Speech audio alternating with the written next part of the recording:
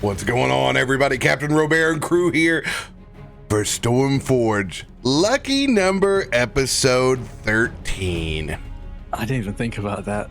It is episode 13. Whatever. YOLO. So, Wait, I didn't remember that either. I don't want to play. Embrace like the what I chaos. was doing skip episode 13. We just jumped to 14 immediately. So, Drak, you ready to be the third character on the channel to lose an arm? Hey, let's go. Damn. Maybe Let's go. Yeah. is this a thing of mine? I took the Ruby Shore lost her leg in game of saving throws, so this is I gotta Take my arm and my leg. Give me the full Meta Alchemist treatment. I'm ready. Let's go. Look, listen, that would be Rook, and poor Rook ended up with an arm that was gosh. very much replaced, and a leg which almost isn't safe for work to talk about. Uh-oh. he actually lost his head. He got Vorpal sorted. Too. Yeah. Yeah. he got Oh. He got Vorpal sorted and lived. Drak, Katri can be your brother. Ooh. My long lost brother. Just don't find a dog. Okay, we have much experience with dismemberment on the channel. It historically actually turns out great. Oh, goodness. You know, do they make like little prostheses for pixies? I'm just asking, just in case. I feel In like what they do for Pathfinder. pixies is they just pick off your wings. Yeah. it's We're an in easy pluck. Stormforge. Anything can be artificed. Oh, Yeah. no. Have faith in technology. Yikes. Big yikes. Nothing. Big yikes is right. And let's pick up with those big yikes from last week as more conversations were had. A trip to a clandestine library where Kallisto sought answers for his lost memories. Searching through much of the Voshborg's research, discovering a unique tie to long-lost mind flayers far, far long ago in the Undermountain.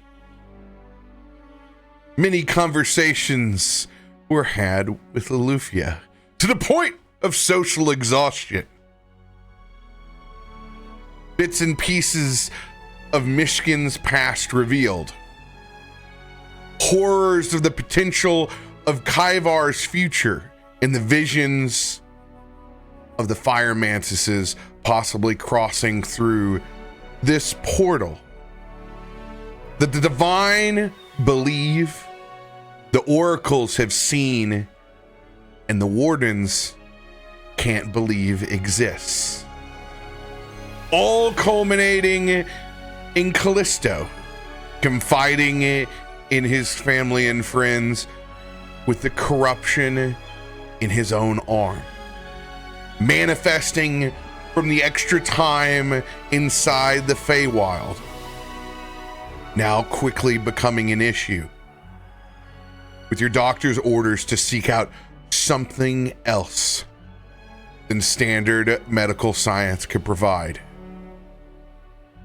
Faroük confides on healing in the upper city, but also revealed a tale of when that molten arm manifested itself inside the Forgotten Lands from that monster bite, that there were consequences held inside the upper city.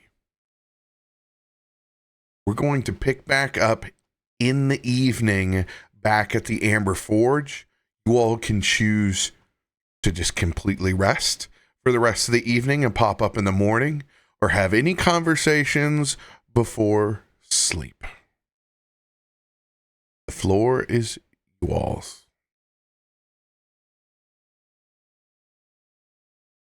I think Myshkin is going to try, before he goes to sleep, to try and catch Kallisto alone.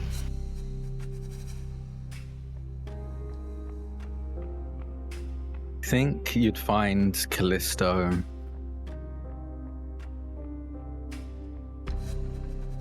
I think busying himself with helping out Ifrit.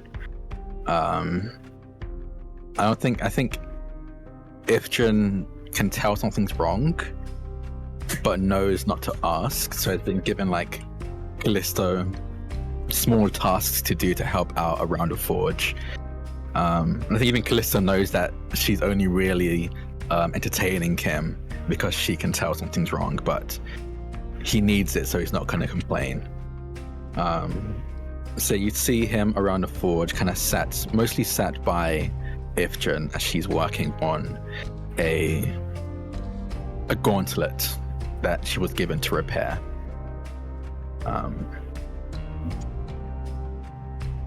Myshkin tentatively approaches and Ifrit, might I borrow your son for just a moment? She'll look up at you and then at Kallisto, and I think we'll see how serious you are, and also see again very clearly the state that Kallisto is in. And she'll nod. Yeah, no, I can take care of the rest, Kallisto. And Kallisto nods, set down maybe a screwdriver that he was about to hand over. Yeah, we can talk outside if you want. That would be good, thank you. And I'll lead the way out and kind of hold the door for you to come out and then close it behind us. What is all this talk about Upper City? Yes, well, my doctor said that I should probably look into some kind of divine intervention, for lack of a better term, to help with my arm. And all of the temples and priests are up in the Upper City. So, we're going to be going there. What about the trove? I thought we were in agreement.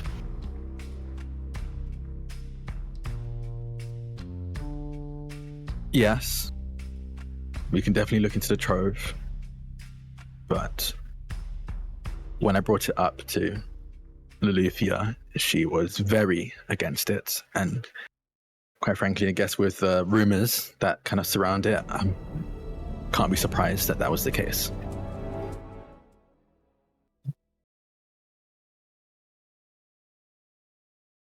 All right. I suppose we need to do whatever you all think is best. It is your city, after all. I'm sure we can still ask about the trove, especially if whatever we do up in the Upper City doesn't work. I'll still be able to use my condition, I suppose, to urge people to look into the trove, but if it does work, we might just have to tell everyone how much we need the trove for whatever it is you're dealing with.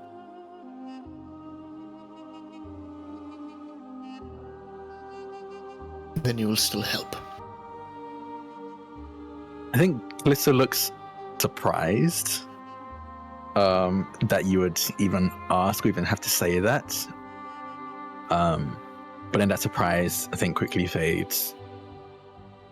Yeah, of course. To be honest, I don't really trust that you'll be able to reach the trove without getting yourself killed or into deep trouble anyway, rather than have to deal with that later on. Well, thank you. It's the least I can do, quite honestly.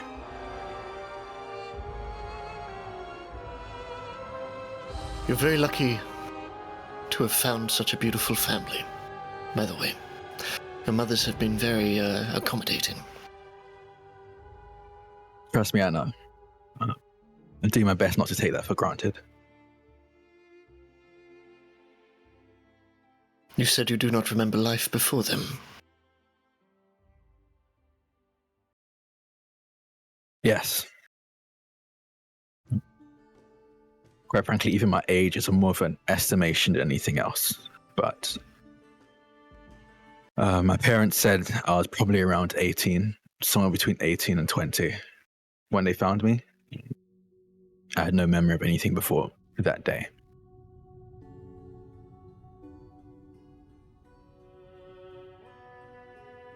Did you have the skills that you have now? Or were they learned too? Yes, no, I learned that. I was, at very least from what I could tell, from what my parents told me, I was very much just a kid. Everything I've learned and can do now, I've learned through many years of practice and training and necessity.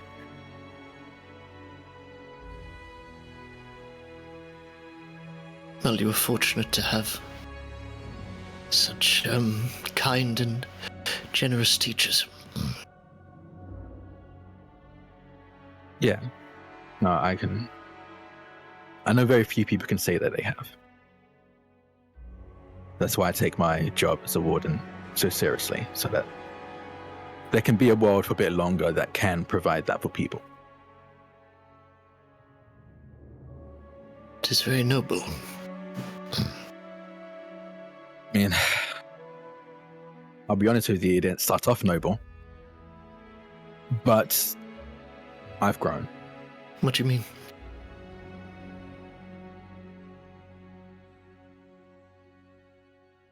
Initially, I'd only really tried to become a warden for the paycheck. I had a newborn kid, needed ways to provide for them without leaning on my parents as much. And my partner at the time was working, and I didn't want to have that all on their shoulders, so I had to do something. Seeing becoming a warden was that.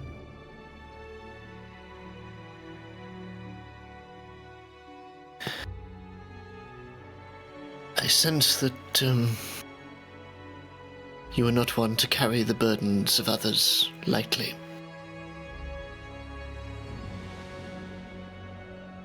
No, I think there's a... My parents always used to say, whenever I was nervous, that it's good that I was nervous, because that's a sign that you want to do well in whatever it is that you're nervous about. You care about it. I think holding something like that as a burden, in a way, is showing that you actually care. There is something you want to take care of and do well at when you do.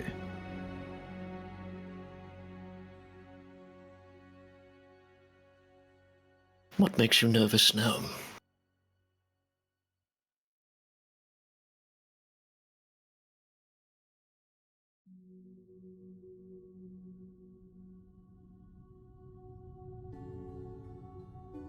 Honestly, I wish I knew. I just have this sense of dread that has only really gotten worse and worse since agreeing to go to the upper city. You do not have much time for the divine?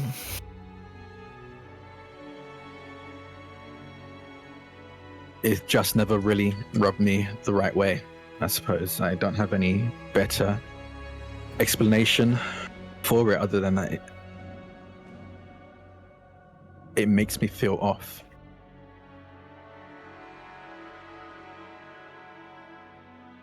Yes, I must confess I understand that feeling. Do you know why? Why you have that feeling? Yes.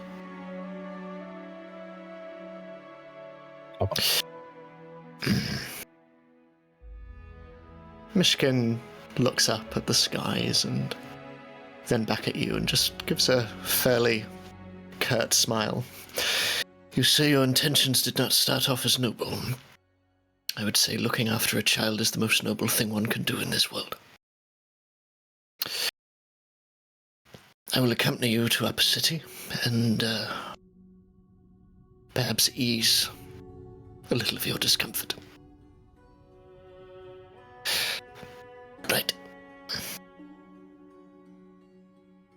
She gets some rest. Myshkin re-enters. And I think Kallisto stays outside for another 5-10 minutes, just kind of looking out at the sky and the streets, and then we'll also go back into the Amber Forge. Go ahead and roll a perception check. Oh no, okay.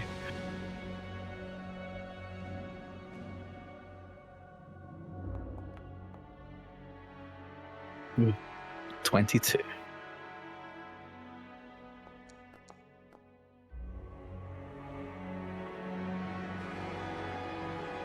There is a headwind that's blowing through. You're able to get the last glimpse of the stars that you may get for a while, as you can feel a storm about to blow in.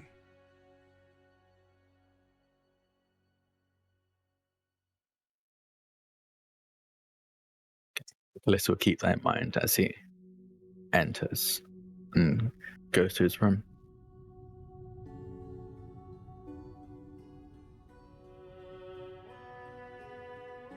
Anyone else doing anything before they let sleep take them? As Kallisto and Ifrit have been in the kitchen, Lolly's been back in the forge area where it's warm and she feels comfortable as she's just sitting there, not reading the book that's even within her hands, looking down, but it's as if it's not even there. She would then look up and she wants to look for Kaivar. Is Kaivar out and about, or is he where she would not see? You're asking a question to which you already know the answer. Would he be in the cupboard already? Yeah, I'm in the cupboard. I'm not. It's not Oh closed. my gosh, but it's, that's sweet bean. I'm sitting back in the corner of the cupboard, basically. It's very much not trying to hide, but it is very much in the corner, much like before. Okay. We've So come then, through yeah, all she that. would probably see. Yeah. Especially considering that like everyone saw previously, and it's a known quantity, you know. Yeah. Okay. And she would come to realization that she's just allowed her mind to wander, not remembering what it was she was even just thinking about. And she would just close the book, hearing a light pat as the air releases from within its pages, and setting it next to her on this side table. And she gets up and she walks, almost gliding, over to your cabinet and lightly knocking on it. Are you awake? Just like if the cabinet is here, you just like little buggy eyes come out from around the corner. And I'll just take that as a gives yes. nod. Kaivar like slowly comes around. He's still very cautious. It feels like he's been a little bit more cautious with you than others.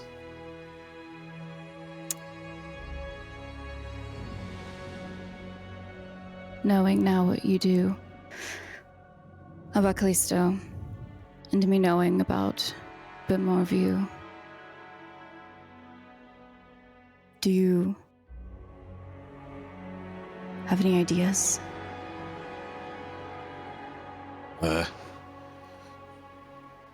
Kaivar sort of searches his mind for a moment, ponders. Kallisto is strong, yes, but Yes, he's very strong. not strong from Kallisto alone, yes? Yes? Is you. And Kaivar makes a gesture in your direction, Is you. and then sort of gestures to the entirety of the Amber Forge, as if it's implying it's everyone who's been around Kallisto that also makes him strong. One. Alone. Strong. Yes. Yes. Many together. Mighty. Yeah. Yes. Yeah. Many together. Survive. Yes. Yes. I mean, I suppose so, but if you're saying we do better in numbers, then wouldn't that prove a little off, considering your home? And potentially somebody else within this group. Notioning at Myshkin, but not making it anything apparent. Kaivar.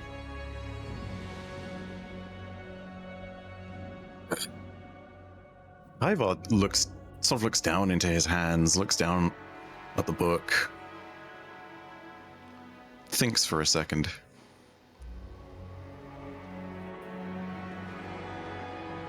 I've learned new word the other day. Yes. Yes.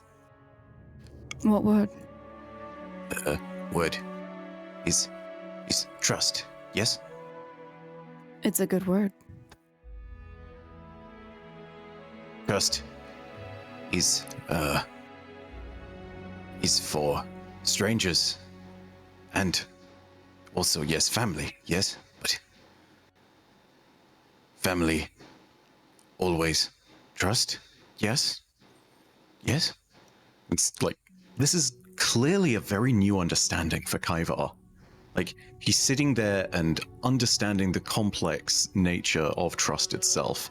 This idea that you only really need to worry about putting trust in your family in a few instances. Most of the time, the concept of trust there is implicit, and he's just learning that. More often than not, the idea of trusting a stranger is the moment when trust as a concept gets brought up. Like, going back to the very base root of the idea, of sitting there and saying that it's all about two people standing in a room together and saying we both have skin in the game. Let's make sure that we both come out of this better off than we were going in. It's this kind of acknowledgement of that fact. This one, Kaiva, not know many of you. Yes, yes, but maybe That's okay. this one learn to trust family. You want to learn to trust our family, or... I'm sorry, once again, it's very hard to understand you.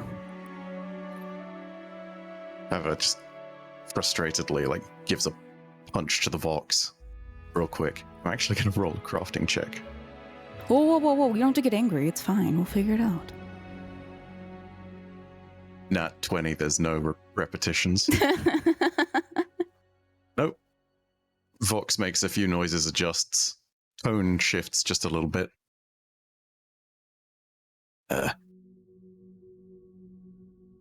Kallisto, strong. Yes, yes. Yes. Yes. You strong. Yes. Kallisto will be okay. But He'll be what? but in him there is problem. Yes, yes. And Kaivar is referring to the fact that earlier it was sort of revealed that Kallisto, whatever it is, it's literally in his blood, whatever the problem is. Yes. Big problem. Iva will help. Yes. Yes. Well, how, though? That's all I need to know.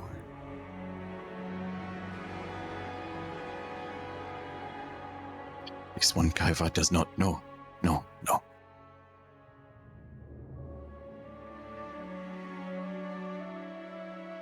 Sort of looks down a little defeated, but, you know, understands that this is kind of something which crosses paths with him but doesn't really fully land in his lane. What's on your mind?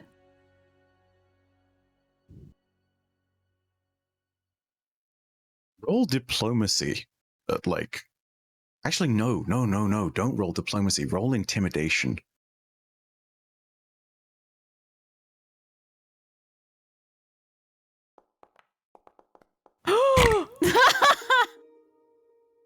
Oh man, I've never been more glad for a 20. Even Myshkin feels that. Storytelling. That's so Everybody good. feels it. Sorry, that's so good. I'm not even there and I feel it. He said it's a nat 20 situation.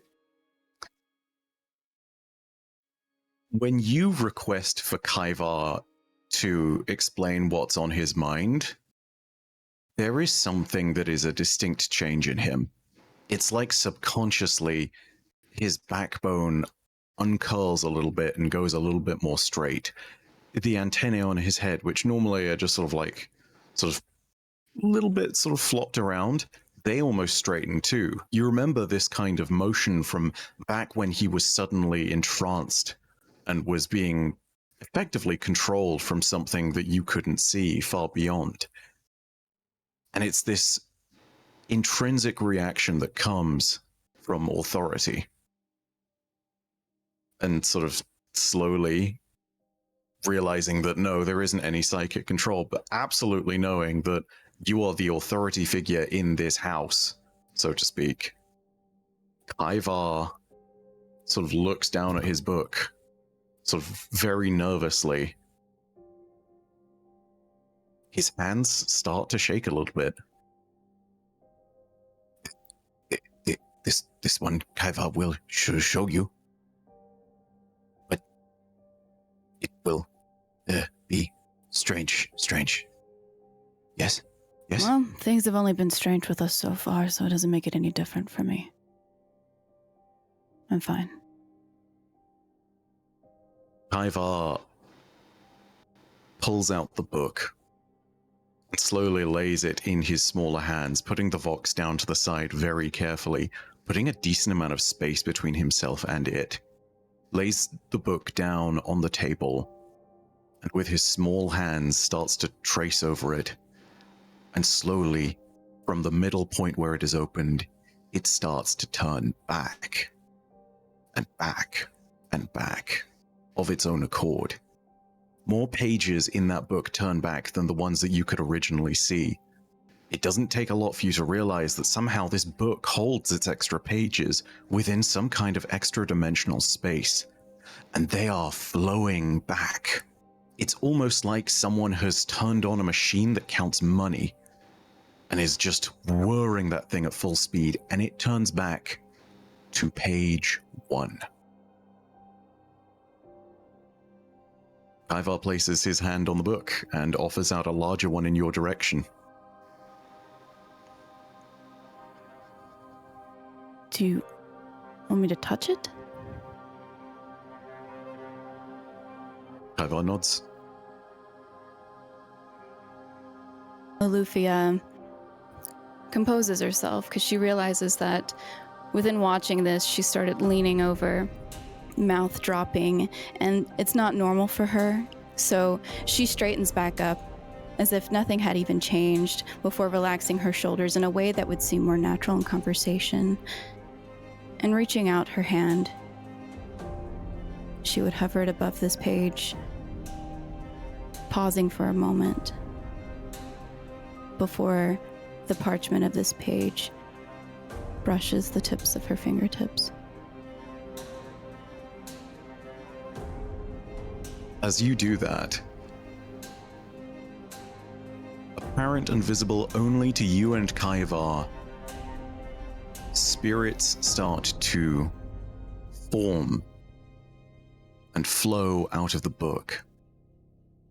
As in this moment, to explain what's on Kaivar's mind, he casts Ghostly Tragedy.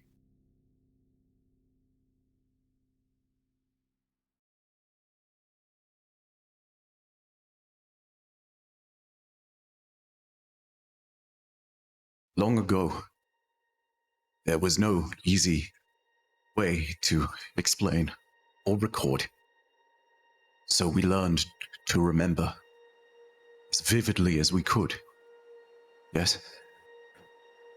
Yes.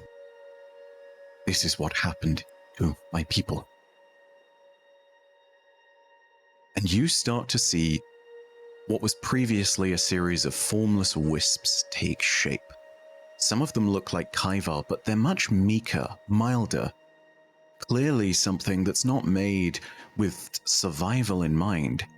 It's the freak accident that is life in its very earliest of stages. And there's about 4 or so of these spirits that begin to form. Most crucially of all, though, everything starts to gain perspective as these tiny spirits representing Kaivar's people start to shrink in size.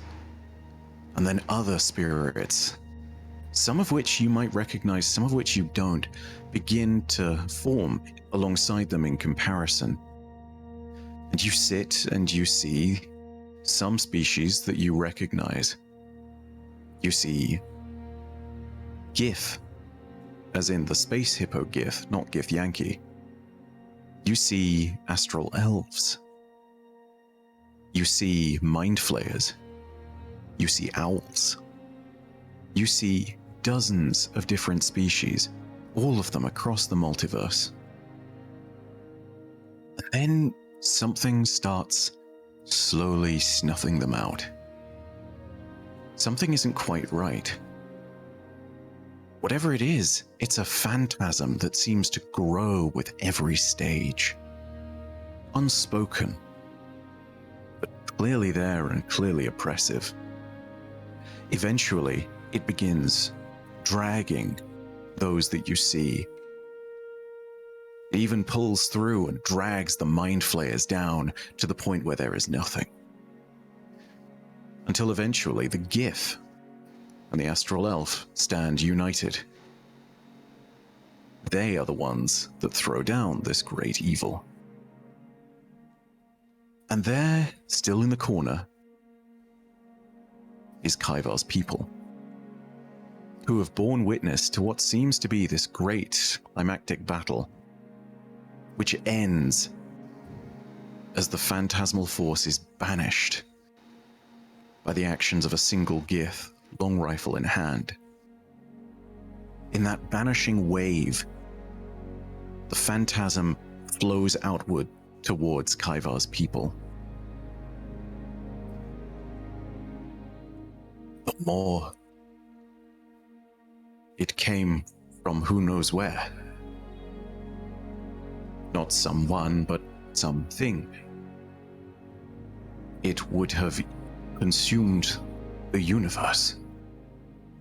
There are many things in the far realm like it, but none like this, yes. When it was defeated, long ago, Kaivar's people, we were the last, and we nearly suffered the same fate as those who came before.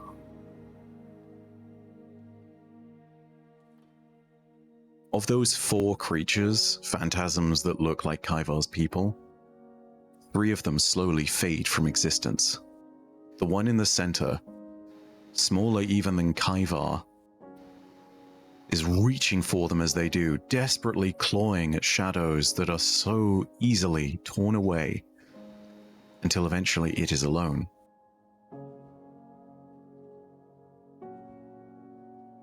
Those that survived, they remembered. They were haunted, yes. The Maw would consume all life. All life would fade, because that is as life's purpose, yes. But one survivor swore to rise above, to grow, to be strong, so that the next Maw would not take from them. Yes. This is how my people came to be. This is why I search. We all fear the more. He will protect us. Yes. Yes. And as the last of the wisps phase out, the book seems to draw phantasmal energy from Kaivar. It is one of those strange moments where you can see the energy passing back out of the room into the book, and some of Kaivar is being brought with it. It's not possessing of his memory, but it is possessing of his energy. And it is clear that it's taken a mental toll from him, as the book spontaneously begins to wrap back to where it was. And as the last page settles, it's as though Kaivar sinks to his knees.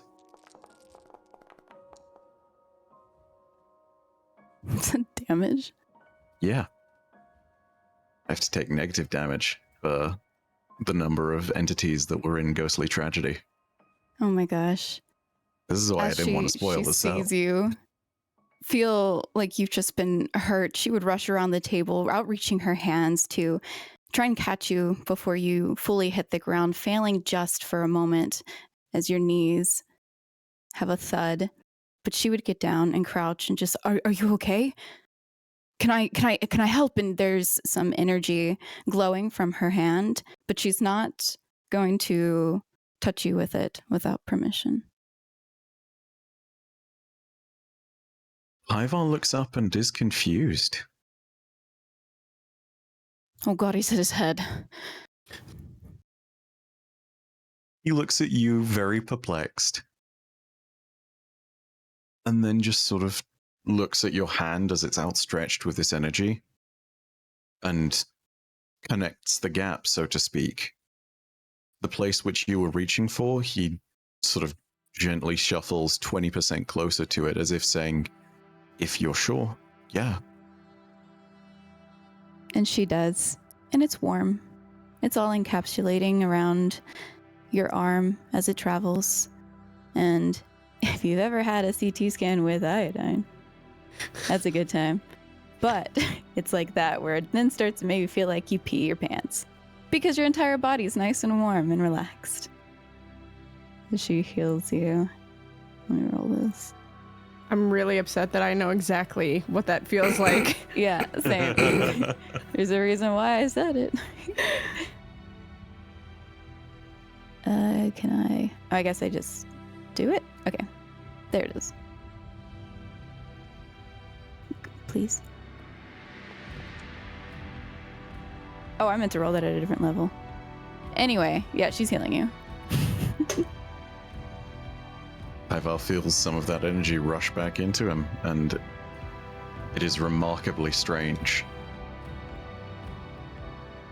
A figure of authority not only stooping to care, but also taking a moment to actually expend resources is fundamentally strange to him. And you can tell this. As Kaivar gets to his knees and picks the Vox back up, the book is open at an empty page. An empty pair of pages, in fact. Kaivar looks in its direction. You.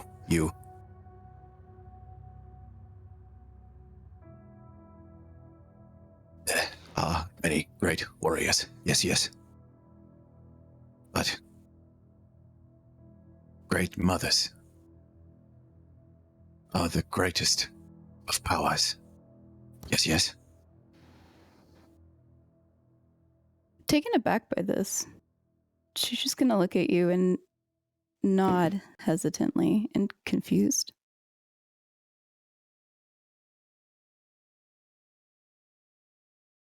You are strong, matriarch.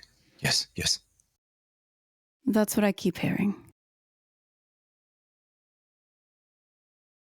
This one, Kaiva, has never, no matriarch has ever helped Kaiva like this. Yes, yes.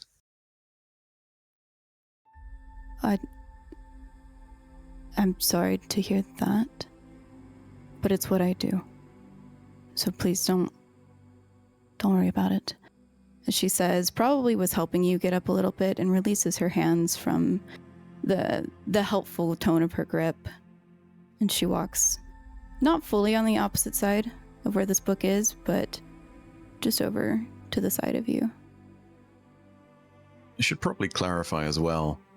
When Kaivar talks about how no mother, no matriarch has ever done something like this for him, it's not in this tone of pity or sadness or remorse. It's genuinely perplexed. It's confused. It's this thing of sitting there and, I don't know, it's like watching a car that you did not know could be submersible drive into water for the first time and actually work. You know, like a James Bond thing, and sitting there and being That's like, scary. how the hell was I supposed to know that? That was meant to function like that? It's like You Spy know? Kids. Yeah. It's this idea of his conception of what a mother can be has been expanded by this moment. With your nat 20 on an intimidation check, I will let you know that fully, and God, that's such good story for it too, responding entirely to what you had just demanded in a way that he was specifically trained to do. And there is only one other being that has commanded him to do so. That is nat 20 right there. And I'm Interesting. so glad you got it. Damn, couldn't hold that one in. So sorry, Roba. Yeah. Okay. Well, do you want me to do anything with this book? I'm going to put it away for you. We have a great bookcase, or, I can put it in your cabinet. Ivar holds one hand out on the newest page that's open too. You want sort me of to like- touch that page.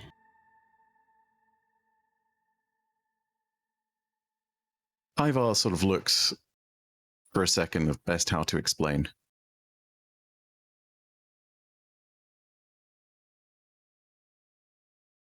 And knowing that he is just basically connected, he doesn't immediately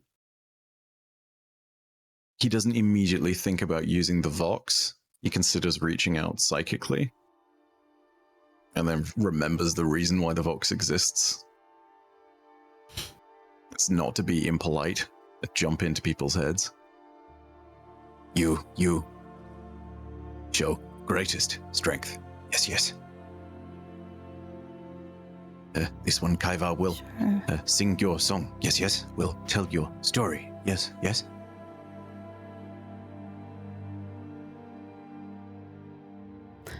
Do you collect people's stories? Is that what's in these pages?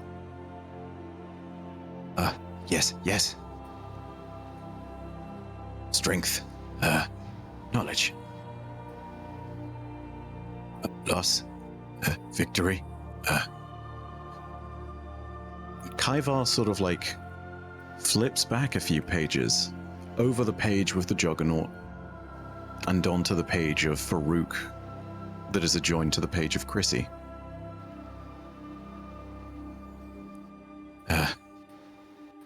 Kaiva remembers stories of family too. Yes, yes. Family. Strong? I could imagine so. Kaivar turns the pages again and turns back to where it was before. She watches this and definitely would hesitate and take a long pause before eventually lowering her gaze into this book page before her, and her breath just more imperceptible than before. She would close her eyes as her once light touch reaches back to now push more firmly into this page beneath her fingers, the dusting of white specks that could be seen all across the palish blue-green flesh of her lower arms and down to her hands begin to softly glow, almost like a warm spring sun behind the blurring of clouds, as a silver lining of light can be seen peeking around them. And there would be a trickle of water. It's colored pale blue, and it would bleed out from Loluphia's delicate touch of the fingertips of her right hand, spreading out in all directions of this once empty page, only stopping just short of reaching the décolletage edges. Soft encirclings of thin and milky white color would build upon one another until the page was covered in light puffs of what looks like clouds, but only for a moment. Then dark, inky energy forming from the golden rings encompassing Lolufia's fingers begin to flow down toward her fingertips from some of the softly illuminated specks around her wrists, capturing the lighter, pale colors that slowly start to take over this inky energy before it fights back and builds in opacity amongst what was once the soft white clouds that are now being consumed by dark nimbus clouds as they fill the page. Small illuminating sparks weaving throughout these darkening clouds, beginning to harden into a solidifying stone filled with glimmering atoms, sustaining for a brief second before it too goes in inky black, ceasing from it the exuberant energy that was not long ago there on the parchment.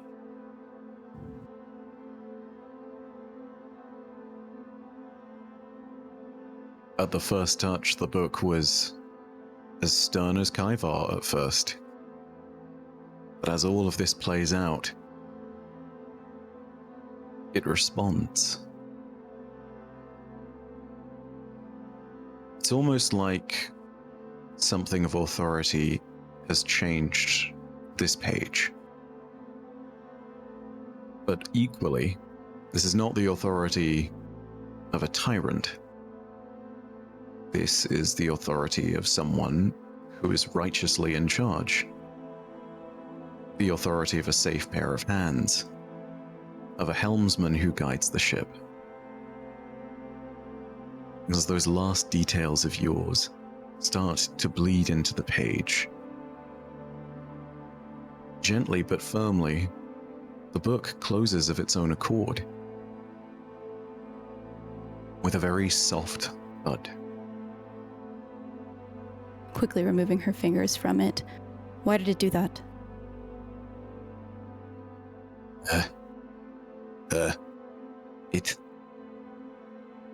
Ivar actually takes a look at it and sort of runs his hand along the spine. He's never seen his book do that. It visibly confuses him. It visibly confuses her. When she sees that's how you react.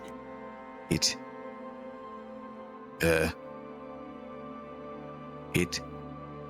go to sleep. Yes. Sure, it's your book.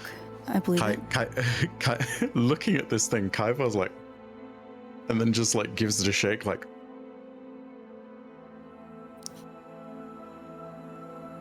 puts it back down again, visibly confused. Not like worried, but definitely sitting there with this notion of, why are you not doing the thing? Please wake up. What is going on?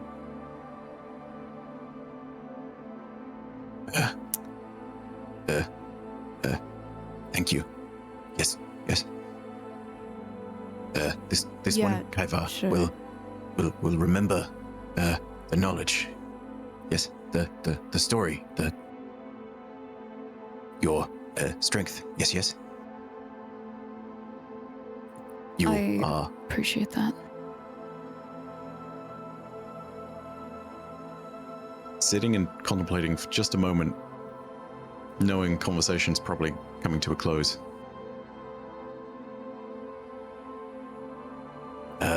he is lucky to have you. Yes. Ain't that the truth? Tell him every day. A sort of affirmative nod and a very confused Kaivar who has a lot to think about. He's just going to sort of like pick up the book and sort of put it in the opposite corner of him. He's actually going to put the blanket on top of the book inside the cabinet and go to the other corner and just sort of like sit and just sort of like clean his antennae, think about what's been happening there. Like 1,000-yard stare, still trying to figure out what just happened. She would not push, and would probably see Myshkin and Kallisto walking inside. Myshkin, seeing the both of you, just nods and moves through to the foundry and just sits off to one side in one of the corners. I would just say Loluphia would approach Kallisto so that they could retire for the evening. Yeah. I think as Kallisto's getting dressed, putting on his pajamas and all, he kind of pauses and looks to Loluphia. Those kids died. Were killed. You don't know if that's true. We never heard a report on it, or the names.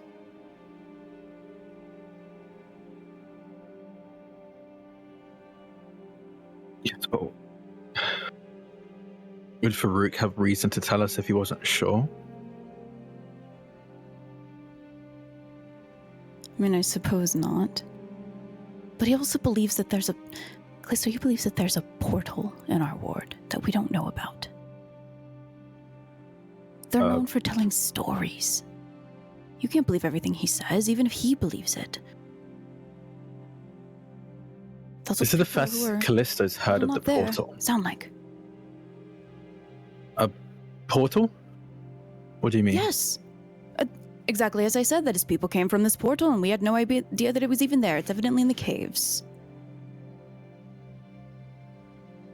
I mean, I've heard about Ifrit coming through from the fire plane. I didn't hear anything about it being a portal within the mountains. Is it our section of the mountains? Yes, evidently.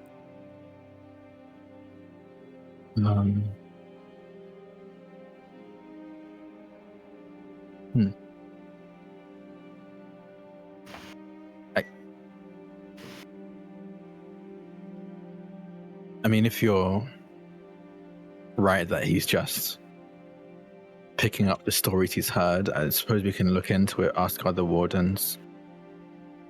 Some others might know. Sure. But I'm very tired, Kallisto. We can talk about this Yes, more. I'm sorry. Yes. She just kind of gets into bed and just turns away to drift off. And Kallisto will sit at the foot, at the side of the bed. And I think just think for a while. I don't even think he's really sure how long he's sitting there. But eventually he does get into bed and fall asleep.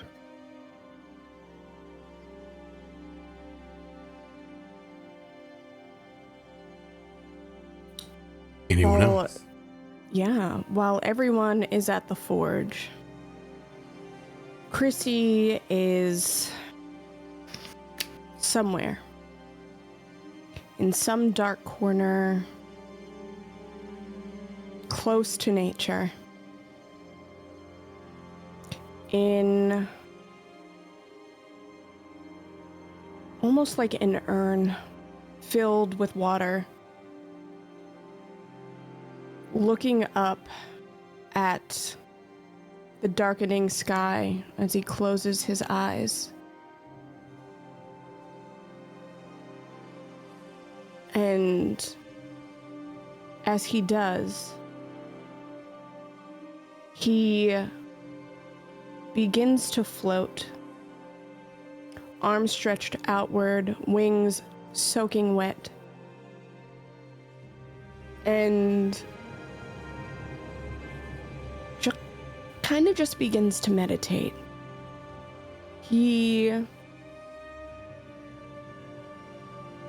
is processing the changes in the sky. Is it fair to say that I've seen these storm clouds? Where I can feel them? Or should I roll for that? No, you can see him. Okay. Looking at the storm clouds and feeling very nervous about it for the first time. And with that, Lily pops up on top of the urn and just covers it, leaving Chrissy in complete darkness. As the silver in his eyes reflects the last bit of moonlight before glowing in the darkness, only shielded by the closing of his eyelids.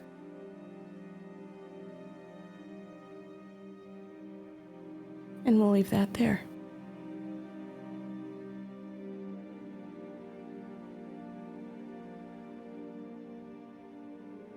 Anyone else? I will say, before going to sleep, and once he is comfortable in the fact that he is the only one awake in the Amber Forge, Myshkin, with it having been some time since he last, is once again going to draw from out of his satchel, using his mage hand, a long metal file, and once again parting the long spiky fur on the top of his head, just begins to file away at the skull beneath his ears. And then he goes to sleep.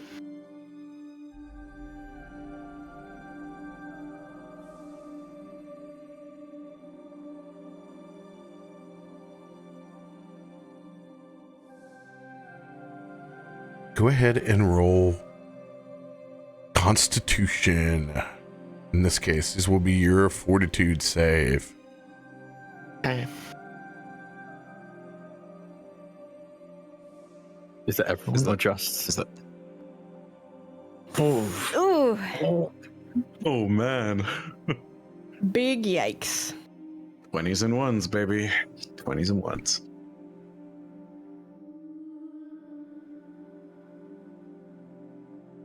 This is for everyone, by the way. Oh, everyone. Okay. Oh, Oh, this is the waking up roll. Yep. I thought that I was like filing through the skull now. This is Yep. Myshkin. Oof, great. My brain's a lot flatter now. Could scramble an egg on that It's thing. It's a lot smoother. Did mine not? Not oh, it husband did. and wife being the same. Oh my again. god. And me and Dude. Carver are the Again? same. Hey. Oh, ship it. Besties. Oh my god. We need to stop. It's insanity. Can Look I? at us shortest kings. I would Mwah. I have an idea, and I would like to do that, if it's okay. Unless you're starting with the nat one first, then go right ahead. Yeah, go ahead, start. You're 30. Okay.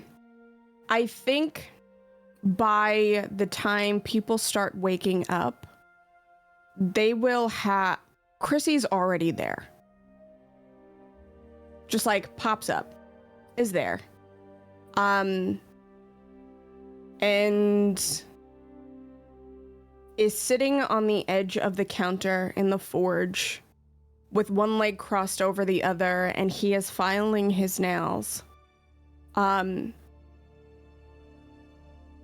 he is now, instead of that green gown that he wore that was ripped, he is sitting in these pure white, gold embroidered, like, pantsuit. Though the pants themselves have a little bit of a flare. And he still has the scarf around his neck.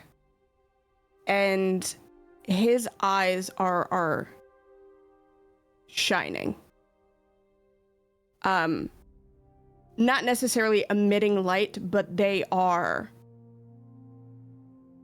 There's an intensity there that wasn't there before. It is almost like looking at stars from, the ground. They are just piercing, delicate, beautiful, and fiery.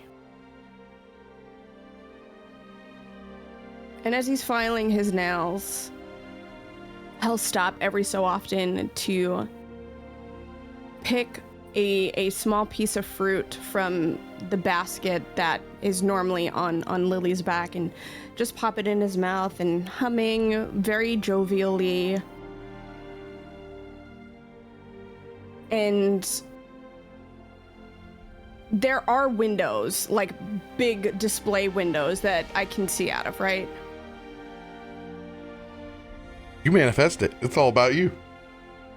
Okay, well, I guess there are windows at the Amber Forge that I'm just gonna... Well, yeah, because he was being nosy and peering out at Loluphia and Kallisto last time. Yeah. So he is kind of keeping an eye on the sky. Like, what is it doing outside? Is it raining? Is there, like, anything happening, or is it just gray? Let's find out. Oh, come on. Wow. Wait, is that like a 1 for you? Whatever low pressure system blew through last night, it completely missed Stormforge. But it brought the temperature down to this lovely 72 degrees, even in the sunlight. It's that point where anyone could lay out and soak up some of the sun and not be uncomfortable. It is literally the perfect day. Okay. It is Copenhagen with sunshine. There are people at every single sidewalk cafe. Everything is bustling. Okay. So then, yeah, like it's just a feel-good morning for me. So, question. What, like, not... When Chrissy was in this like little sensory deprivation thing, like he wasn't necessarily looking for a vision. But was there anything that he dreamed that was given to him that could be useful, or that kind of ties to some of the stuff that has been going on in the last 24 hours? Give me a spell attack roll. Actually, no, I'm going to have you do a occultism roll with advantage. So keep higher since you were in the sensory deprivation state of mind. Okay. 20. Mine seems to be in two places. Okay. Concentrated on the visions that have occurred that have made Kaivar so nervous in this new tension. For once, that isn't you. You can feel the literal threads between Kallisto and Loluphia. You don't know what was revealed in last episode, but you can feel the manifestation of Kallisto's secret and the pain that he's carried with it before confiding. Okay. So, yeah, I mean, I feel pretty good. I'm not the reason why people are upset. So, no wonder why I'm just like popping fruit and like filing the nails like it's nobody's business. So, I'm just sitting there and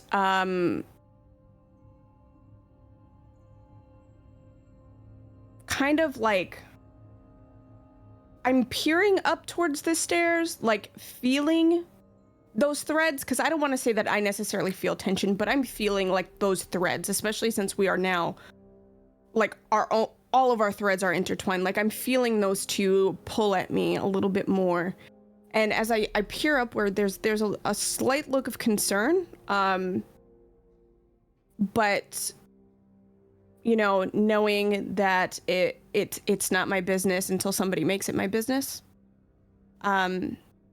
I kind of look around to see where Faroük might be, where Myshkin is, where Kaivar is, as Lily just kind of sneakily like noses through the basket to try to find something to eat, and ends up taking out and breaking most of my glassware that's in there because he's massive and this is a very small basket. I'm like, Lily, we're literally having a really good morning. You don't have to do this to me. Please, for the love of all that is cosmic, would you stop? You could just ask. You act like I don't give you food. You want bacon? I'll get you bacon. See, there's my boy. All right, bacon for you. And so now I'm like sorting through the mess that is this basket and like taking out like these massive strips of bacon that should not fit in there and just start like pulling them upward with two hands, staggering as this long strip of bacon just comes out. You can throw bacon over your shoulder. Basically. And so without like me being able to like get this strip of bacon out fully, Lily comes by and just snatches it and like pulls it and yoinks me back too. Lily! You're lucky you're so cute. You know that? You're lucky you're cute. This is why I don't have children. You get a big bacon kiss lick. I just did my eyebrows. Please. Would you... Come on. Go lay down. Go lay down. We're not going... Rest. Yeah, okay. I spin around twice and then sit down in the kitchen and let my eyes look up and try to be as innocent as possible until the next glimpse of food comes out. It ain't gonna work. We've been together too damn long. I combat crawl 1 inch closer. Lily, no. Not we. No. Nope. No. And you see, like, I'm making sure not to make eye contact, and I'm like tilting my head upward into the side and just avoiding a gaze at all until I gaze, and I'm like, fine.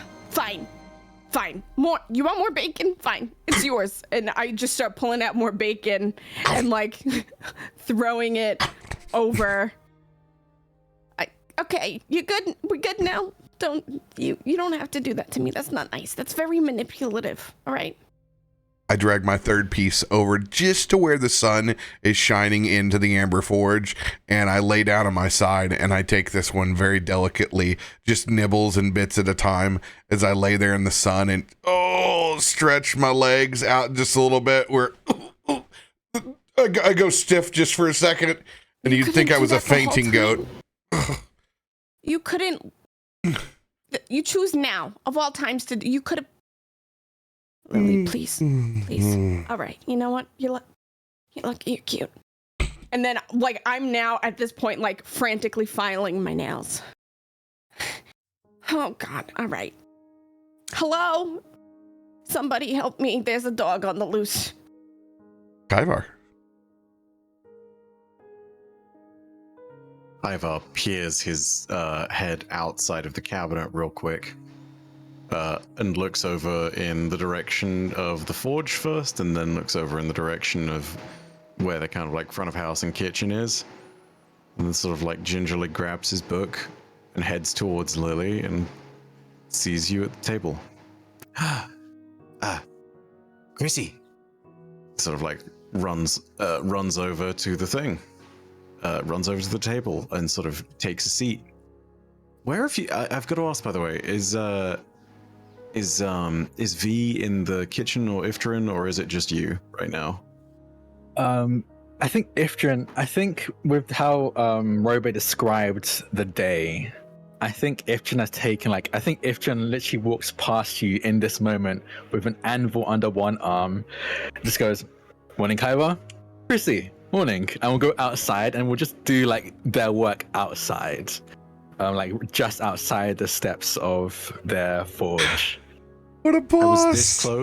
I was this close to dropping an expletive of talking about how badass that is. V, I think, is still waking up. I think V will be like, I think V's awake and is like getting ready for work. So I think that this will be still like a weekday. So I think they'll still be going to work. So they're the one probably in the kitchen, quickly putting together like breakfast for themselves, and then also some packed lunch for when they need to lunch and out and about. As Ifrit passes, I just kind of like clutch my proverbial pearls and I'm like, you gotta love a working woman. You really do. There's nothing like it. Like, love your job, you never work a day in your life. That's a lie. Don't believe anyone who says that. And then we'll walk out.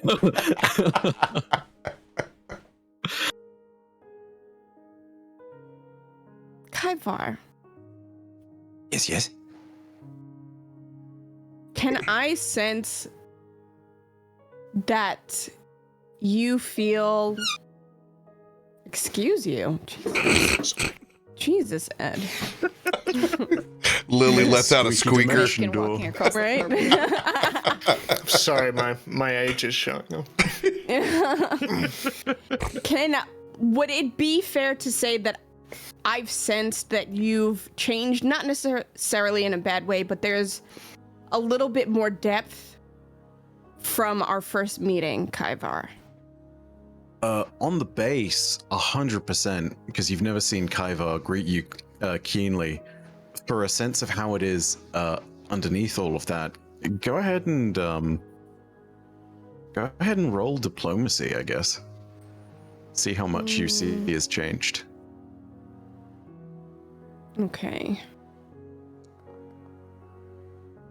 17. 10 or above on the dice, easy peasy. You see that Kaivar's enthusiastic to greet you, but you also see that his enthusiasm is partly because of contrast. Because it's almost like he's coming off of a very weird, rough night, and is just really glad to see that the day has already begun in a very different fashion. You know? Yeah. It's like a friend coming in being like, "Oh, I'm so glad to see you. God, today was something." At all the nonsense that was going on my thing. And it's more of the enthusiasm that's coming through, but it's very clear that like a weight has been lifted off of Kaivar's shoulders. I smile, and then reaching out psychically. Did you have a rough night, darling?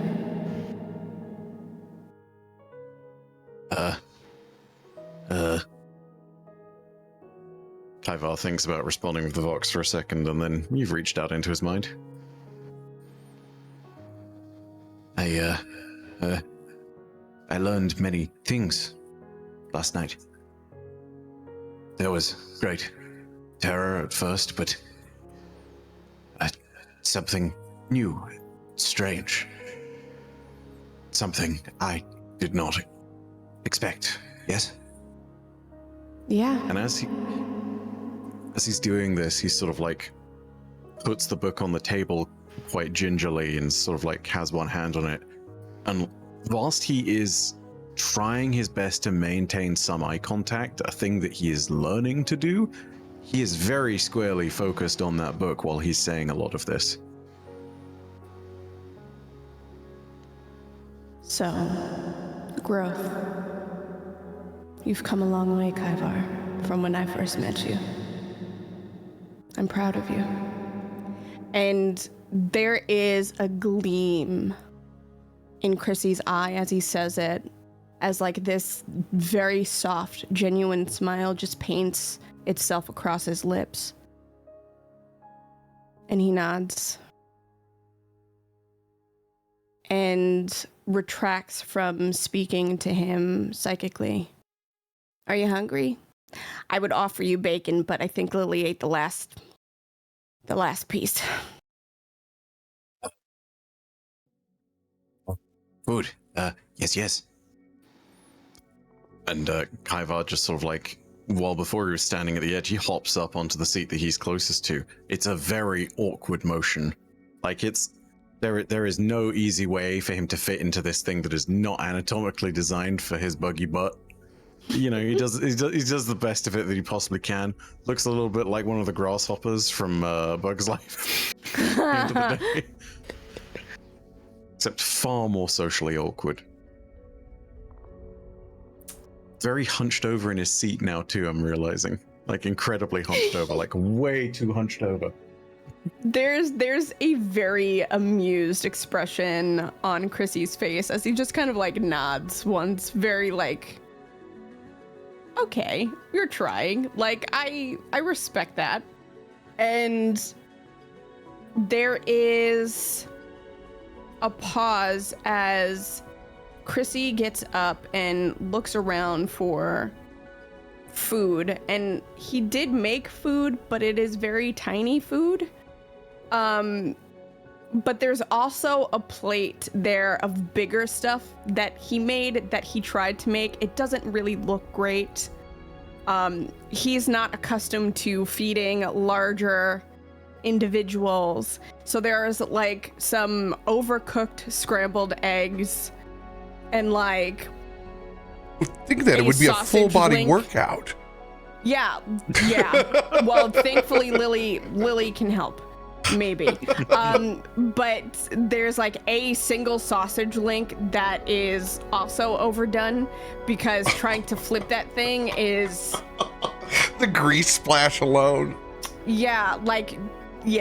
And then there's like some fruit that is like haphazardly strewn across the plate. Some like grapes and there's an apple that is off to the side that is bruised from tiny hands that punched it.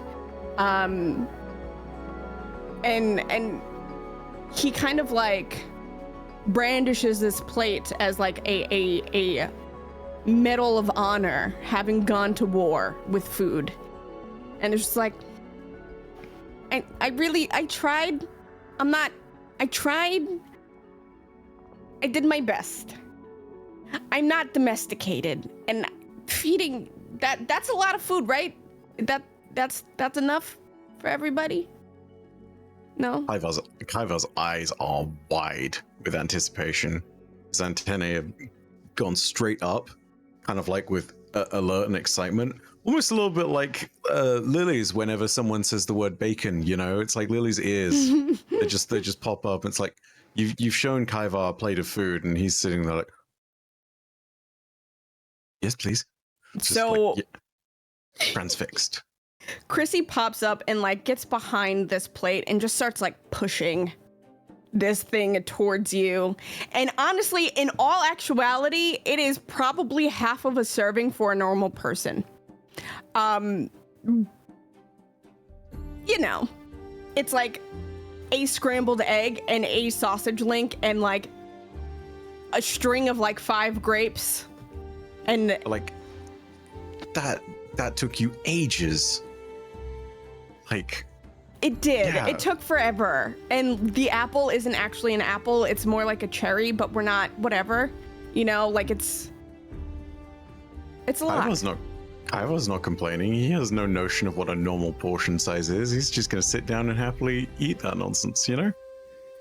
And by the time Chrissy gets it in front of Kaivar, like there is a bead of sweat dripping from his brow that he just takes like a little handkerchief out of like the pocket on his suit jacket and just like delicately dabs it and goes, ooh, I don't need to work out for another 3 years.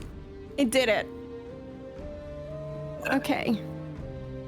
Drak, I'm curious.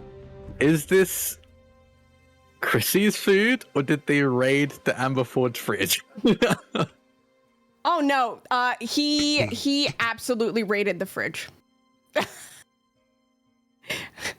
Okay. Okay, so here's the thing, right? Like he was like, I'm gonna make breakfast for everybody. Like everybody deserves that. And so this was breakfast for everybody. Don't mind me. I almost want to say that V was probably up when he went to go raid Yeah, the probably. refrigerator, and he did ask. He did ask for like an egg and a sausage and some fruit.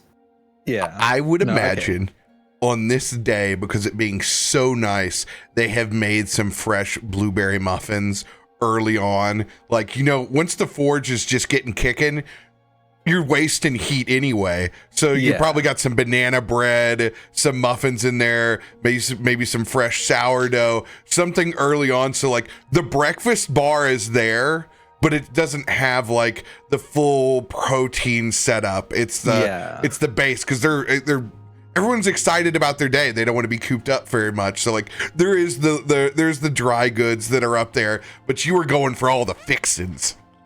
Yeah, and so I would say V did definitely give me an egg, or give Lily an egg because I couldn't hold it, and gave me the sausage because Lily would eat it.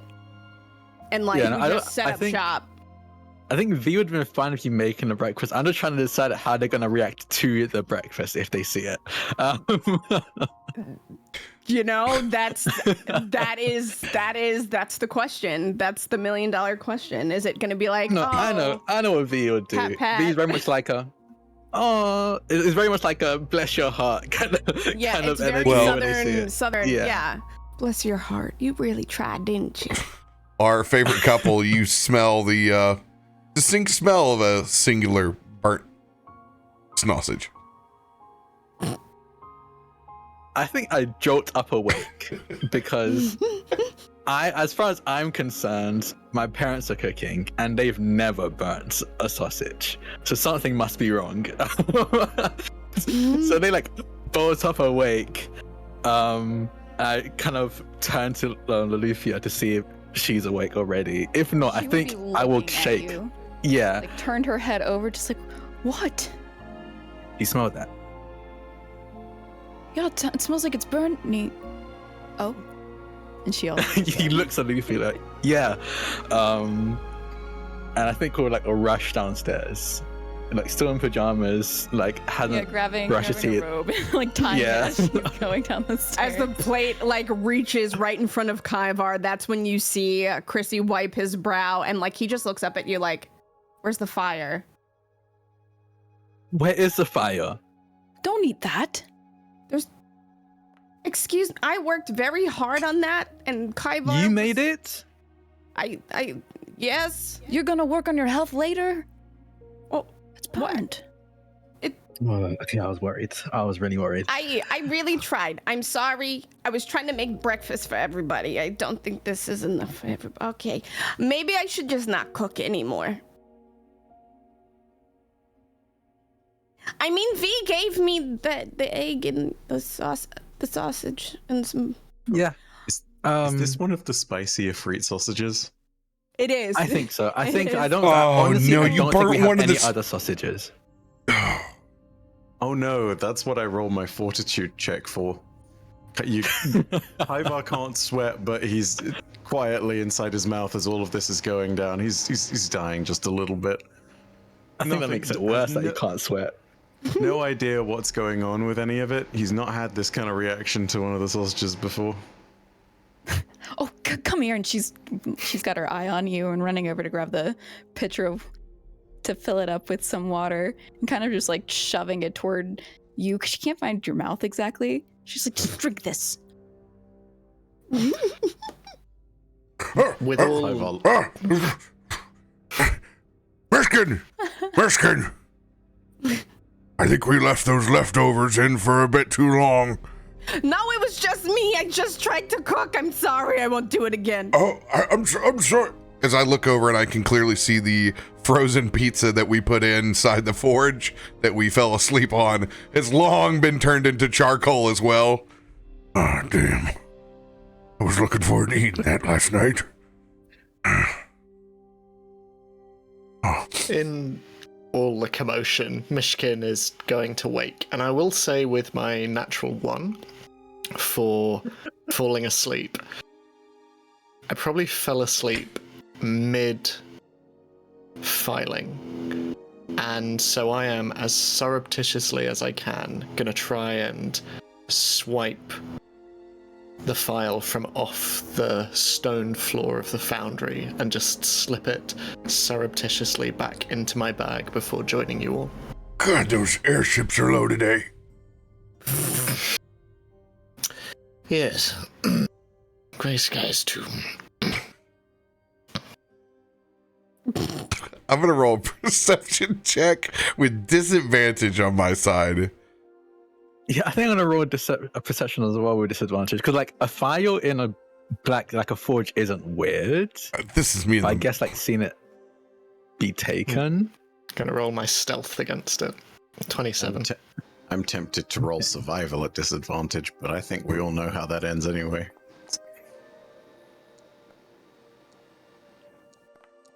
Oh, I see the 20 in there. It was at disadvantage, so I didn't get the 20. Yeah. Robbed! Yeah, notice. With the power of Lolly and Kallisto combined, can it be an advantage instead? What? I think we're too busy initially worried for Ifrin, and then we realized it wasn't Ifrin, so I think we're busy. Myshkin, what are you doing? Spell components. That's all. Breakfast. Let's eat them. Generally, spell components aren't you. Well, clearly you haven't been seeing the blood I've been spilling, and occasionally, the more questionable magics require it. Myshkin. Farouk, do we have to do this here?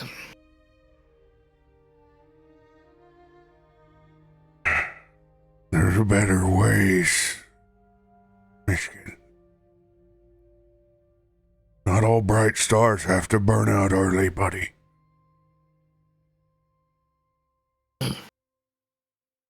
Well, this is my way of remaining usefully bright to everyone. Since it is breakfast and there's a lot of people around, Farouk is going to keep it to that and keep your discretion. Noticing this, Myshkin just nods and... So, I hear you're going to be our guide to Upper City. I've sent Farouk to get pedicabs for the whole group. I don't know what that means. Traveling in style. Oh god.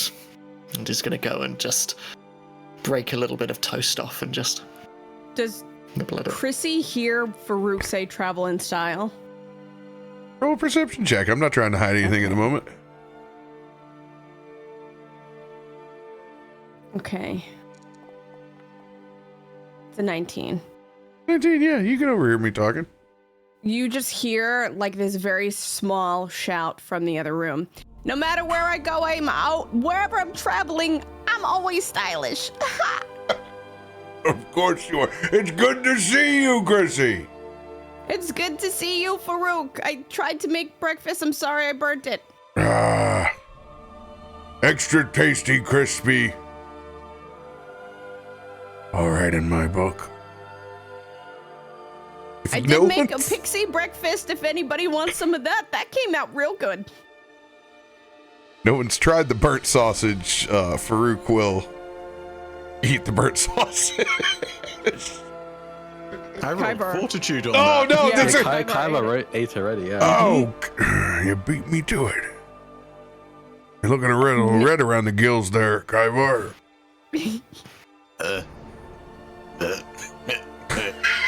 Yeah, actually, the like, he's trying to articulate words through the Vox, but it actually comes through as coughing because he can't quite get it out.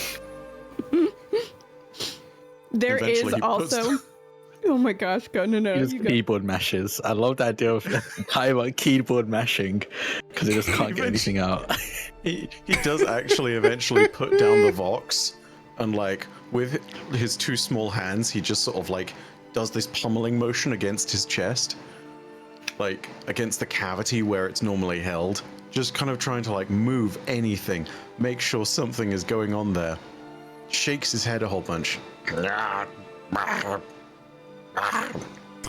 And then picks the Vox back up. Sorry, Farouk. Yes. Nothing to be sorry about. I think, like, kind of behind Chrissy, you see a bunch of small plates of, like, very typical pixie food. Like, there are, like, little nutmeg sprinkled, like, flapjacks. There are very floral, like, notes that come out. There's a little stein of honeysuckle nectar. There are a few like little grains of wheat that are toasted and perfectly like browned and covered in powdered sugar. There are things that he made, but they are like, I mean, they're small. So like they are dished there. So like if anyone did want to try it, it's there. But like that was more for like, I know this is not going to sustain you, but if you wanted to try what I can actually make, it's kind of like the peace offering of like, I'm sorry, I'm not big. I'm vertically challenged and I have small hands. I can't carry things. I think Kallisto kind of like, upon seeing, I think deep down, and I think Loluphia would have noticed this, him like jolting up and wake and fearing that there's something wrong with Ifrit and it's smelling the burnt sausage, was very much like almost a distraction for him. Just like, okay, cool, a problem I can focus on. I'm gonna go check if my mom's okay. And then sees that she is. And then his energy, all of that anxiety is reverted back to where it originally was, which is within him and where they're going to be going today. And running his hands through his hair, kind of with a frustrated, kind of exasperated sigh, he's going to go over to the forge. And I think I like the way you described it, Robert, that there's a lot of wasted heat when the forge turns on. So I think like attached to the forge, either on top of it or like on the other side of it, because I think maybe the kitchen's on the other side of the forge itself. They're using the same flame to heat the oven. Oh, and yeah. I think, Yeah, he goes to grab some muffins that V has made. V, I think, is just heading out to go to work and will give Kallisto a kiss on the cheek. I think he kind of like she tugs on his sleeve and he's like, okay, and crouches down for a kiss on the cheek. It's not ready she heads yet, out. but I need your favorite soup. Favorite soup? Oh, Oh, that's easy. Pumpkin cinnamon. Hello, obviously. I mean, my brain immediately went to Nigerian soup. I love that. Do it. Yes. Go. It's called Ngozi soup. Do tell. It's kind of like, I don't know if anyone in America really has it. You know, it's okra soup. I think it's a good one, actually. Okra soup. If anyone has okra, it's, I'll say okra soup. Like spicy okra soup. Oh. That sounds so I think good. nearly everything has spice in it because, like Kallisto doesn't know. I don't think anyone really knows for sure, but he has some kind of flame-based heritage, and I think his tolerance for spice is pretty high because of it. So a lot of those foods are spicy. So I think it's like a spicy okra soup. It's just starting to get effervescent inside the Amber Forge as that soup stew is coming into its own. Not quite ready yet, but has been hanging out over there, absorbing, not wasting any of that extra heat, and will be precisely ready come lunchtime. I think V gives Kallisto a kiss on the cheek because she sees that Kallisto doesn't even give it a second look. I think he's got that nerves where he can't eat. He knows he has to, which is why he's getting a muffin, but like he has no appetite. So doesn't even give this pot of soup a second glance, when usually he very much would. And grabs a muffin before heading back into the main like front desk / dining area that everyone's been residing in, and sits down and starts picking at the muffin. I think that as soon as the escalation in you, Kallisto, decreases, just based off of the knowledge that I have from the time I spent in this tank, there's a very visual, like anybody and everybody's going to see the shift in my face as my eyes follow you with concern, as I feel that tightness of that thread start to pull, and idly I just kind of place a hand on my chest and like grip at the cloth. And I'm silent as I watch you, just kind of taking it in and in my own way trying to decode what happened. Where, you know, in this short time frame that we've been away, something drastic has happened to create this difference in emotion, in tension within you. And then my eyes only break to look at Loluphia, who I'm feeling equal tension from. And I'm just making a mental note of it, but it is all over my face that there is care, there is concern there.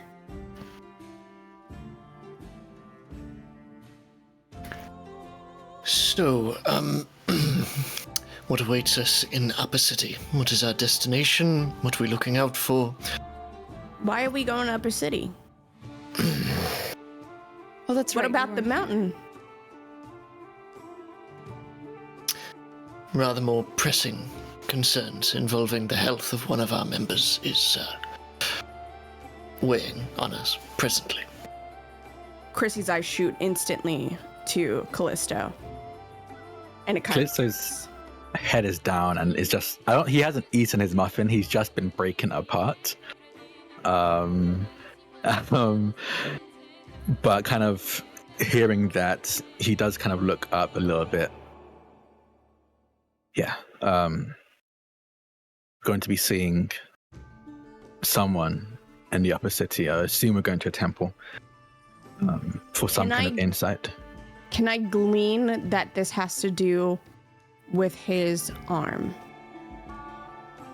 I don't think it's that hard to guess. Okay. I think you've all seen the arm. Mm-hmm. I don't think you've seen it in its current state. I think everyone else has, but I don't think you have just yet. But you've all seen his arm and the state it was in. And you've seen, I don't think you've seen him dress it, but you've seen his arm when it originally, I think probably first when you saw it was when we were fighting those Sky Wardens, Sky Marshals, and basically the left side of my shirt basically burned away after I used it. Okay. So you've seen it before, so it wouldn't be that hard to put two and two together. Chrissy kind of nods and kind of he stands and he can't fly right now. Like he extends his wings, but they're still a little damp. So he just kind of like platforms his way down and over. And is going to platform his way up onto the table in front of your... Am I seeing all this? Yeah. So like why you're not flying? Yeah. Like He's gonna... Can I walk over to you and she's had her hands like kind of held together, but she's gonna bring up one of them.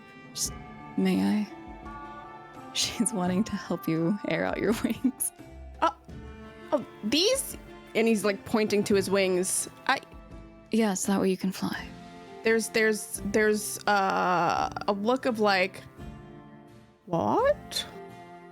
And he just nods and fixes his face, and like there's like this overwhelming like jovial like aura that just beams from behind his silver gaze, and he nods as he like extends his wings almost flat fully against his back.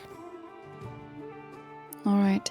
And you would see this is really only visible to the eye of Chrissy and barely even to Loluphia, but she feels the sensation as she just brings out the tiniest bit of air as it practically whispers across her wings, drying them almost to the extent where you would see a wet dog suddenly fluffed up by a hairdryer.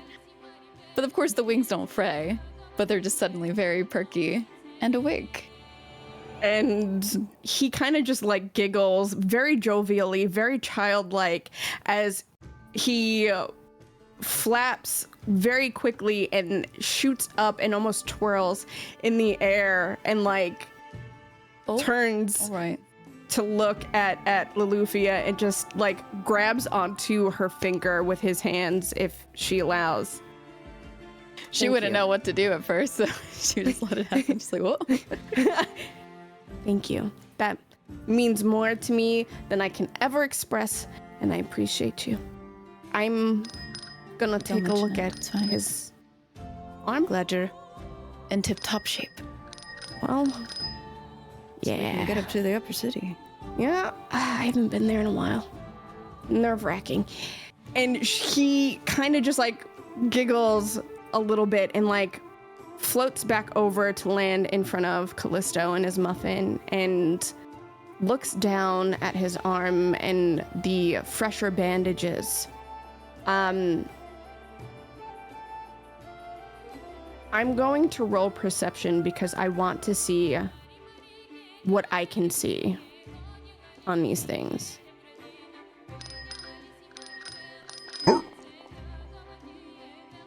19. Everyone, you need to gather your things. I've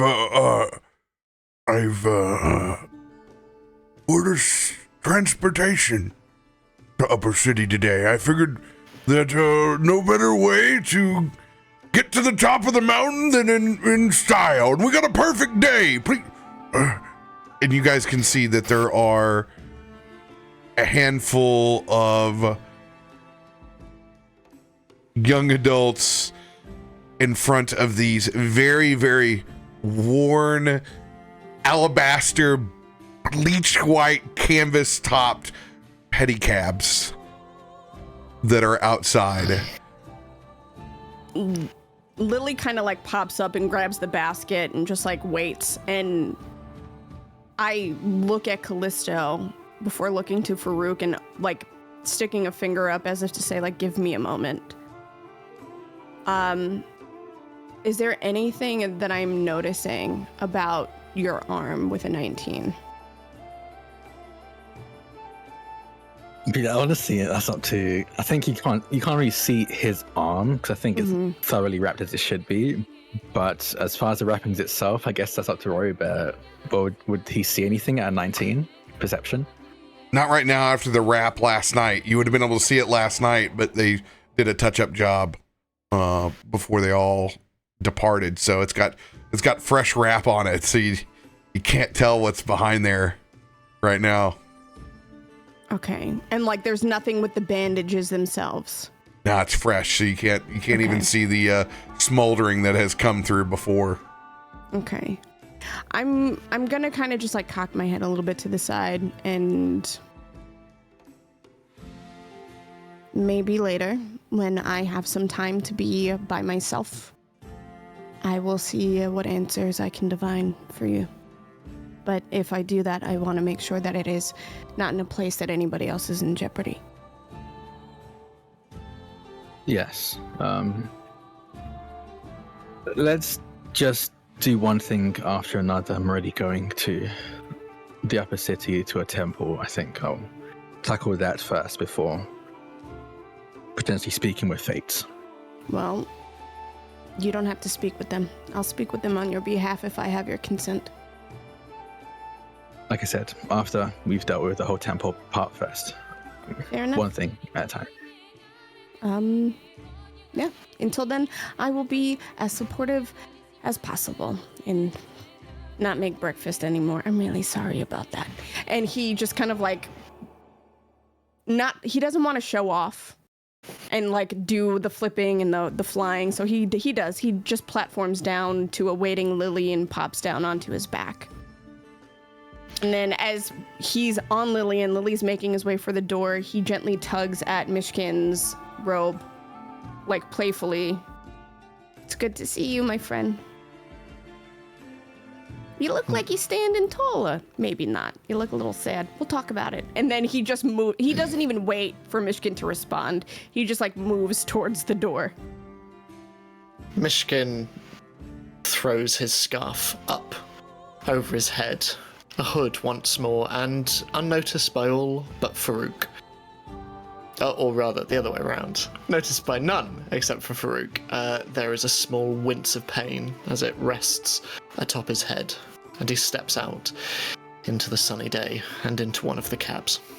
Not nearly as strong as the pain of shame and pride as you see that this is probably the most non-inconspicuous way to travel possible. It still has the adornments of working overnight, of the strung up lights and feathers. If you've ever seen the wild carriages that run through the streets of Memphis by any chance, or larger big cities that are just completely tourist trap ostentatious, that I love to take when I'm on conventions and film arriving destination to destination. This one's my favorite. This is rickshaws in London's West End at like 10 p.m. at night. Oh yeah. Decorated with seagull feathers and a very, very worn out dream catcher. Farouk is sitting in his favorite plush corner. Come on, we got a ways to go. You know how much longer there was to take if we had to walk. Cool. You see Kaivar kind of like stumble out of the Amber Forge and just sort of like approaches the rickshaw. Does not know what the hell to do. Is there anyone in the rickshaw that has Lily and Chrissy?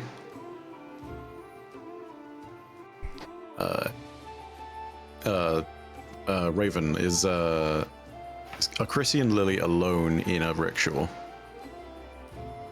Are we alone in one of the thingies? Yeah, one of the things that has been called up.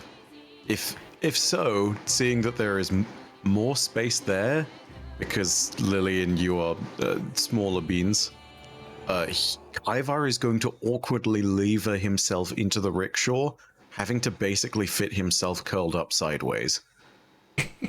How many are out there? We got 3 of them. 3 of them? Okay, so that would essentially be 2 each. Yep. So, yeah, I mean, right now, Lily and Chrissy are probably in the first one because he has got the audacity today. Yeah, you're just going to see a very awkward Kaivar kind of like stumble up there, and then as though he has 4, 5, 7, 9 left feet, I don't know, he's just going to try and like hoist himself and maneuver himself into the rickshaw next to you, which is clearly the most awkward thing you've ever seen possible. No, I've been around a while. I've seen a lot of awkward things. I mean, this is probably top 5, but, you know. For background, Chrissy, me and you have taken the Alabaster rickshaw or pedicabs before when we've gone to essentially the upper cities version of Western Sizzler, Ponderosa, Golden Corral. Yeah. 100%. Love it there. They actually serve very, very good pixie food. Who would have thunk? Salad bar not to be missed. Yeah, it's pretty good. A once and the a only month reason treat. why they did that was because me and you ended up complaining because there was nothing I could eat.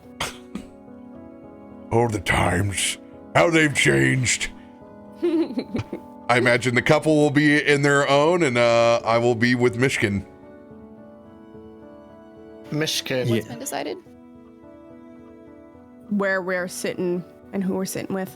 Yeah, we're assuming that Kallisto and Loluphia are probably going to be taking one of them on their own. Well, on their own together, and then the others will be separated between the others. Two people a cab, basically. Yeah, 2 people a cab, Okay, Kallisto and thank Loluphia. Yeah, Myshkin will very, very tentatively step into one of these cabs, though not before catching your eye, Kallisto, and just giving you a nod before stepping in and sitting opposite Farouk. If you want to go. Kallisto will walk in and take a seat, and like the moment he sits down, he's got the anxious kind of leg tap, like he's bouncing his leg up and down, and you can tell he's physically trying to stop himself from doing it, but it stops for like a minute at most, and it starts up right up again. As he kind of just, As you hear Farouk yell out as the 3 younger Ifrit immediately begin pedaling as we pull off onto the main drag, onto the cobblestone. Until they find the bike path. Like on Kallisto's shoulder, while also holding on to like the window. Chrissy is on the back of Lily, who is laying down and very accustomed to this. And Chrissy has like his fingers interlaced, resting behind his head and his feet kicked out. And he's just like, yeah,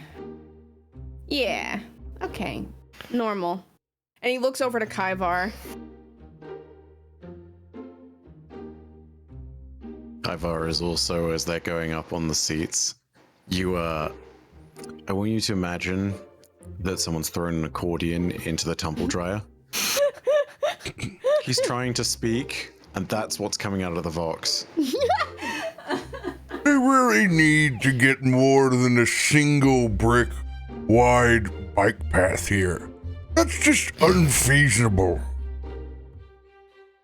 Yes, it's certainly a bracing way to travel. It's much smoother once we get past the big city. Is it good? Farouk, I have to ask, Yes.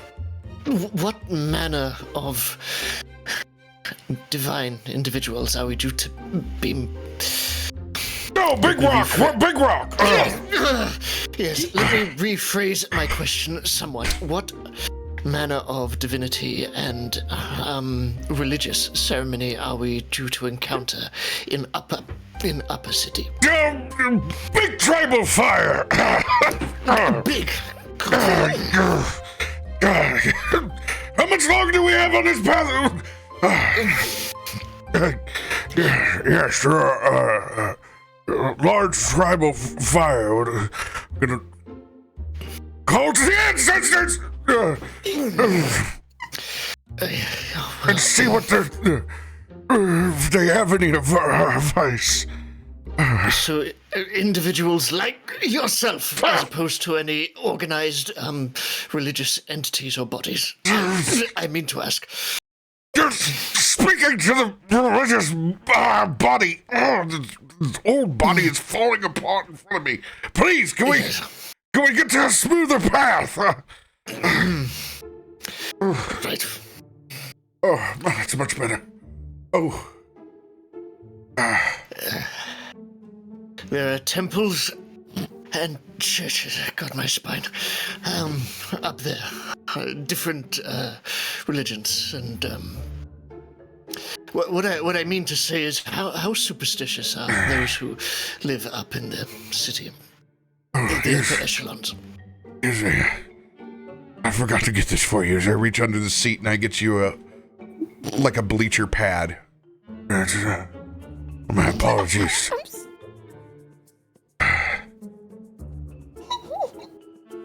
Thank you. Sorry. I can't think.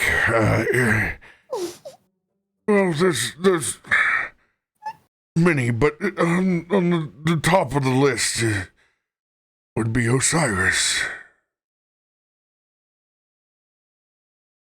I believe I've heard of this name in my travels, but clarification is always useful.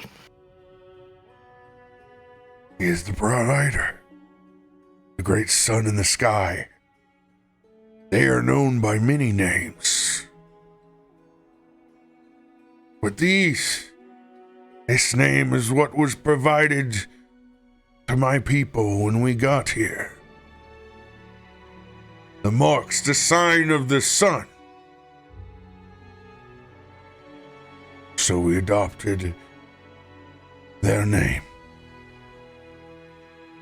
Our Osiris was under our feet. This one became the Osiris over our heads. You can find many temples in Upper City, but none grander than the House of Osiris. The way you speak of religion is inspiring, my friend. The divine has a way of doing that. I wouldn't know. Where you come from, is there not anyone who believes in something greater than themselves? Plenty. But I left that behind a very long time ago.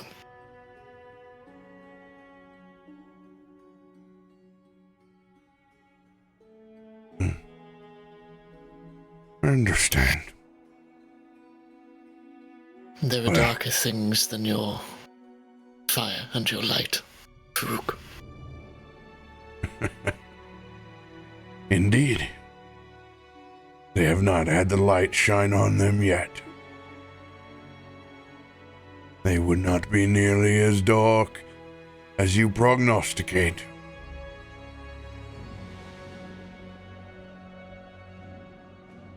But that also means there's a light to snuff out.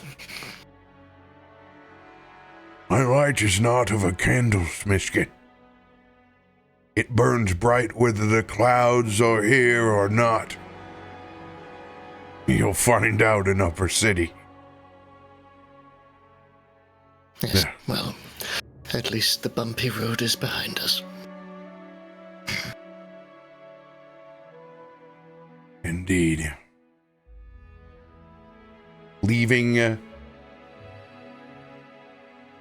bourgeoisie behind and starting to head up the long spiral spiral steps that rise up.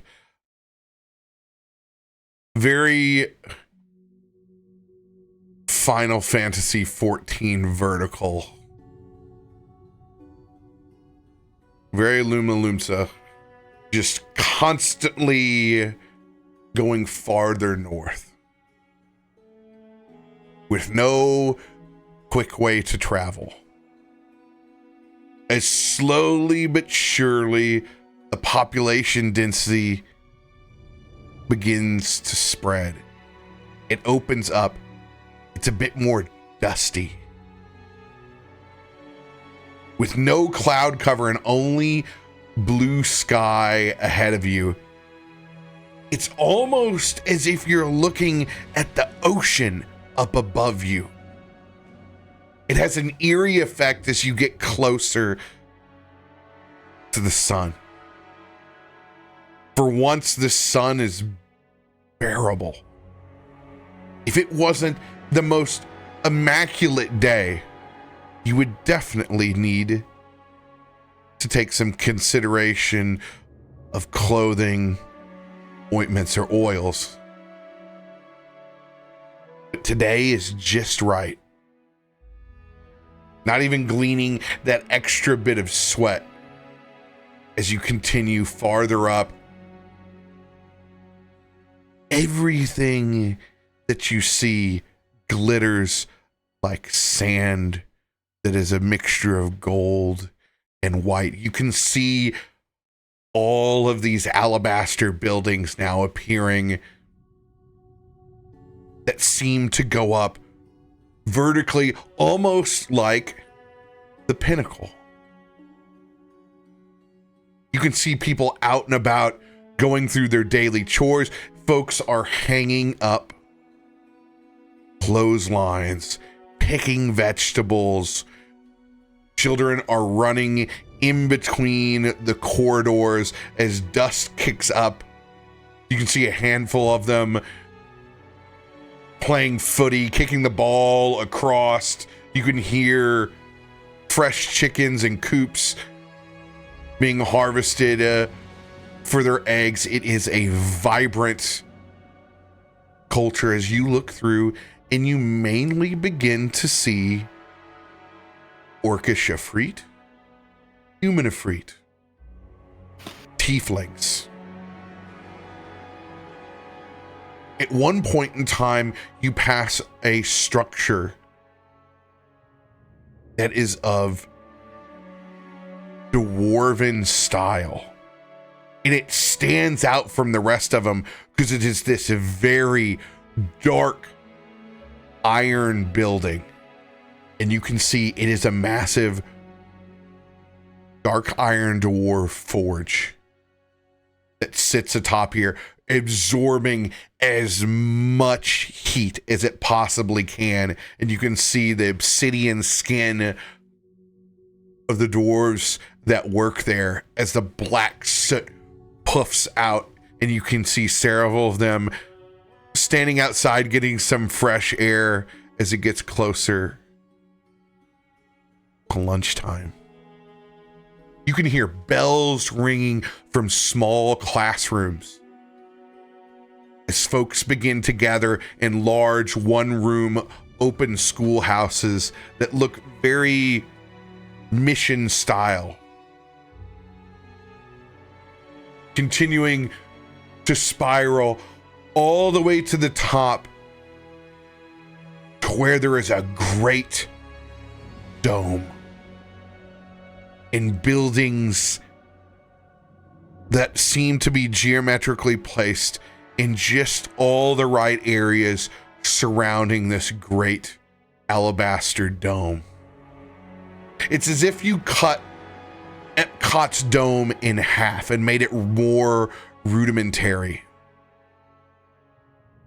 in this massive cutout as it digs into the ground. This dugout makes for a grand amphitheater that at the current time has a very small fire that is lit. As the sun is directly positioned straight above us. Shadows are as small as they ever will be. And those cabs come to a stop. As there are as many eyeballs as you can possibly imagine staring back out at a line of cabs that have come here with some very interesting passengers. So sorry, everybody. I'm gonna roll 2 things. I'm gonna see what's happening. All right, that's not good to start with. Here comes the really important one, though.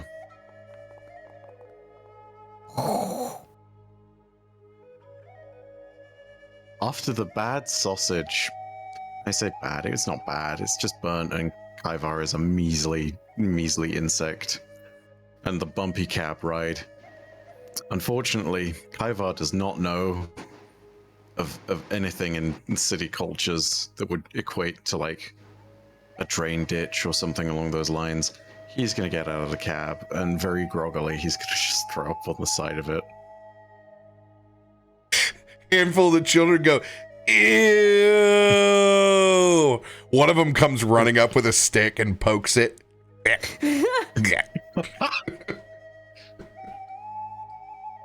Kids are gross.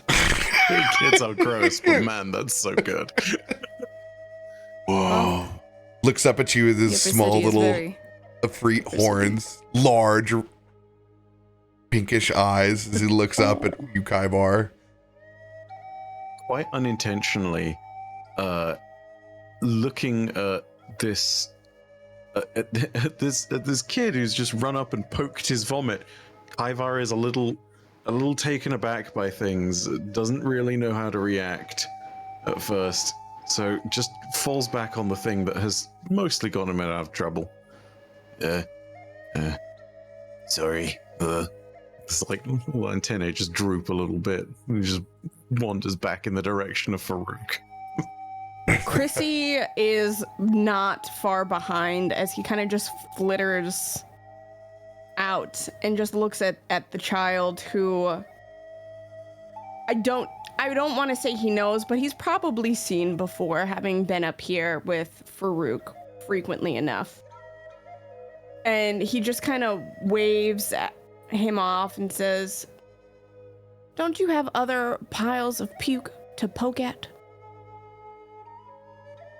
Yeah, drops the stick and goes running back over to one of the soccer balls. He kicks it as hard as it can. You can hear it bounce off the side of a house. You can hear some language over on the side.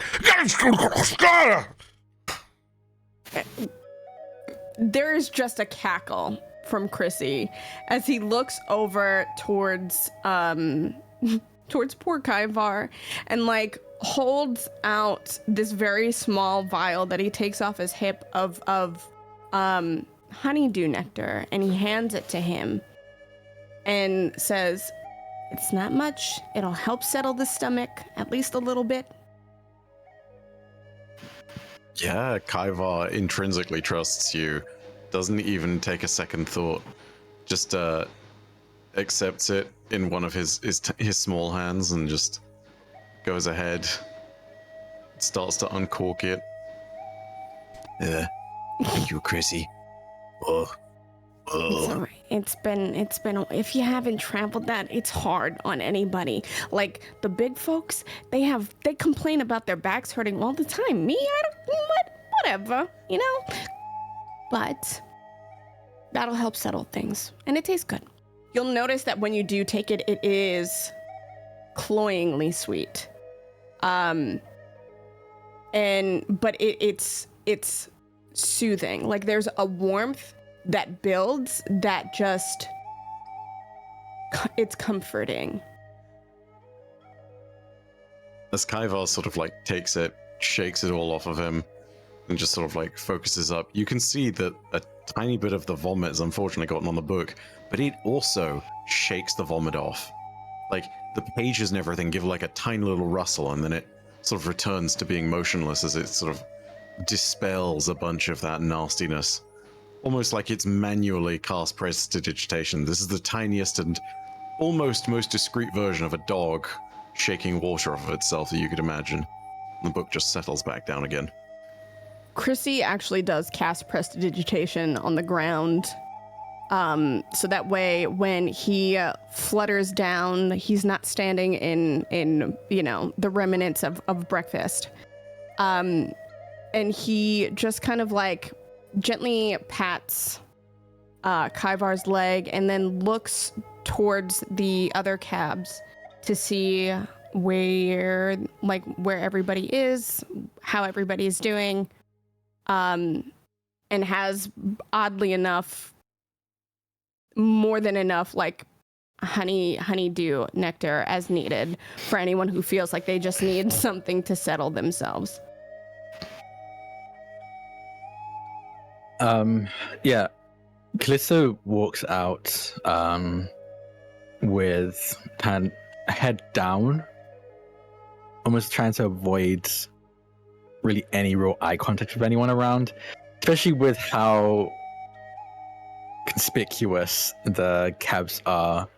And he can only assume that wardens don't often come up here either, so just extra lights pointing in their direction in a way that he very much does not want. But he comes out, he's fine, he's traversed in things like this before, so he doesn't feel sick or really that achy from the ride. But just looking around, and I think immediately catches a glimpse of the amphitheater, which he kind of assumes is where things might take place, and will look back to Loluphia. I think without saying anything, you can tell he's kind of just, he's looking at you, Loluphia, and down at your hand, and he's trying to be like, I want to hold your hand, please. But he's just generally so anxious about what's happening right now that he doesn't really have the words to say it. I feel like at first, whenever you turn around, normally if she is walking behind you, not beside you, she's like a good foot or two away, just to make sure you always have space. It's just how she is. However, this time you look and your eyes try to go to the place that you would normally find her, and then you realize you need to look down even more because she's that much closer. As she is kind of, as you're looking at her hands, she's not looking up at you. She's just kind of got her hands folded together and like eyes forward, eyes on the prize kind of thing. I think. And also looking out to this, you just hear her, well, are you ready? Do you want the truth, or... No, I'm really not, but...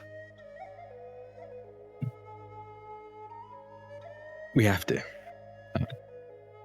Yeah, no kidding. We didn't come up here, and she's looking around for no reason.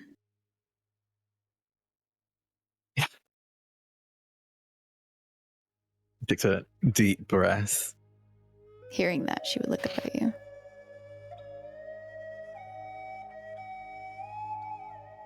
Welcome, everyone, to my home. Our home in the sky. Spreads his hands and looks up to the sky. Taking a small basket, he hands out a handful of blueberry muffins to our peddlers that are clearly from the Amber Forge that he's put in his knapsack. You can see also there is some currency exchanged as well. It's not just food. Thank you. As they ride off into the dust. And the first thing you notice is there is a considerable amount of small particle debris that is up here. It's like the dusty top of an old shelf.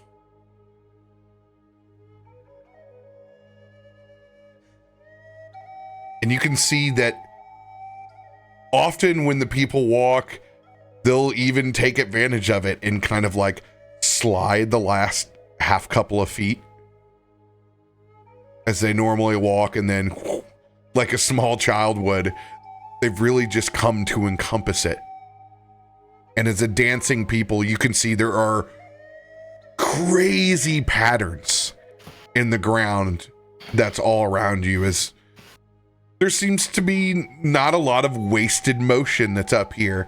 If you're to get from point A to point B, why not do it in style and honoring their gods? We have come here for questions. Yes, where do we ask them? Lead the way.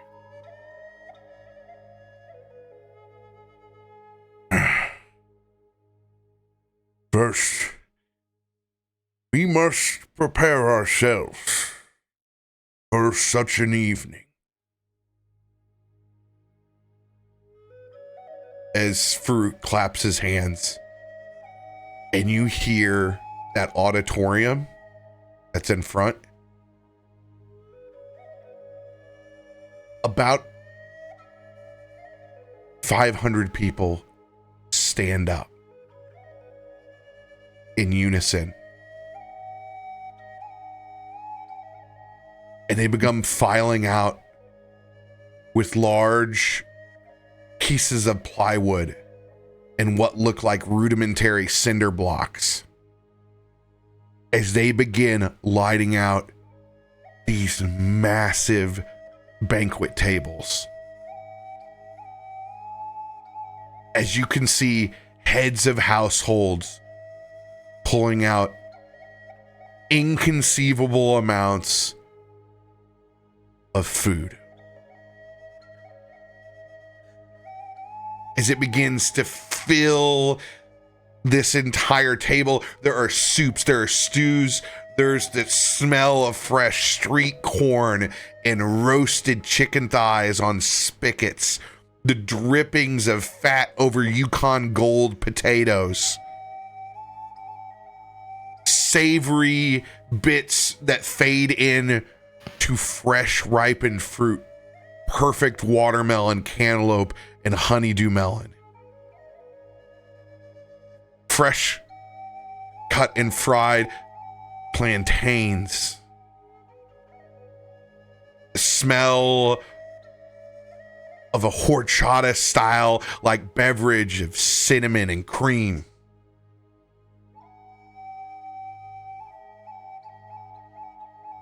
It's a bit overwhelming as people continue to file out. Lolly closes the distance between her and Callie, and normally she would make sure he was okay with it, but she immediately just wraps her arm around his, just like to hold him close, but a little behind. She's a little nervous about this crowd. He probably appreciates it more than she realizes when she does that, as he kind of places a hand over hers on his arm. And kind of watches all of this go down. So I think even he is a bit anxious. I think he came into this fully thinking they was going to speak and interact with one person, maybe two. To think 500 pour out of this place, he is taken aback. Chrissy, after checking in on Kaivar and looking over to Myshkin, who he assumes is a little nervous, a little more than nervous right now, smiles at Faroük as he moves towards this massive banquet table, and in true like Chrissy style, even though there's not much that he can add to this table, he pulls a charcuterie board out from the basket with different cheese slices and fruits, and it's a little bit bigger than he is. He has to hold it with two arms underneath it, and he just places it on the table. And Lily pops up and just kind of like looks to see that it's in the right place before, nodding at Chrissy and backing away as Chrissy backs away from the table as well. But he does look to, some of the patrons at this table and like smiles and nods and, this isn't his first rodeo up here. Faroük has taught him the ropes relatively well, but even if Faroük didn't, Chrissy is one to follow customs, even if they're not his own, because he understands how important they are. And he does want to be as respectful as possible.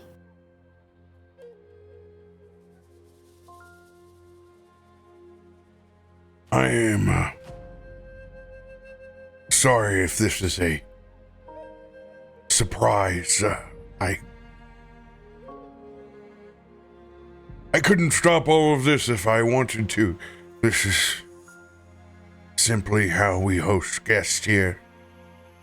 Let alone for us to ask of our ancestors for such challenging questions.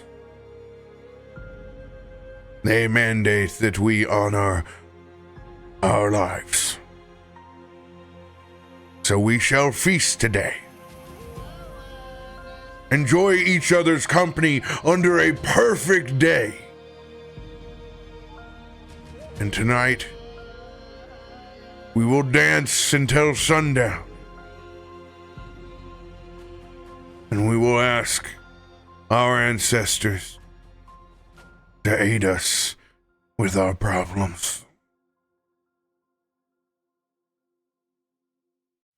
If anyone needs a place to remove themselves,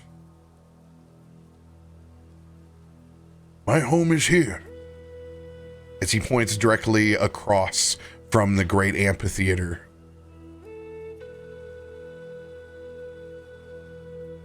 And you can see this massive skull that's out in front of this shamanistic hut directly across. Looks like it's a boulet's, if you've ever seen one.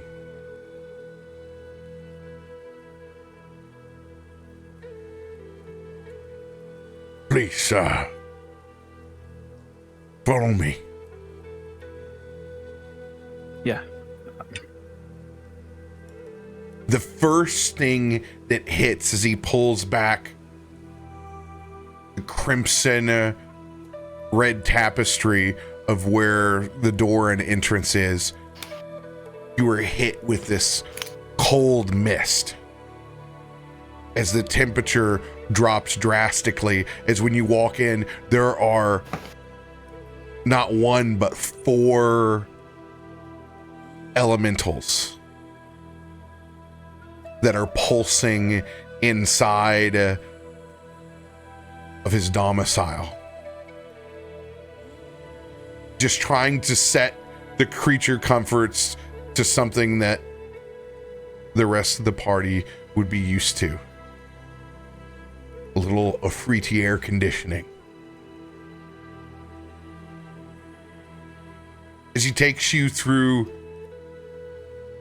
a modest but simple home,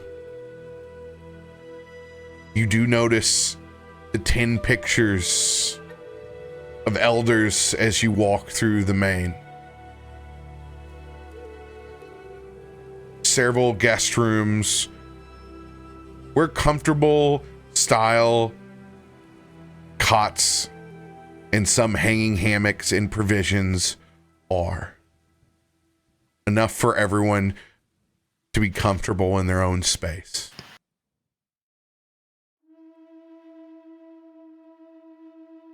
Please feel free if any point in time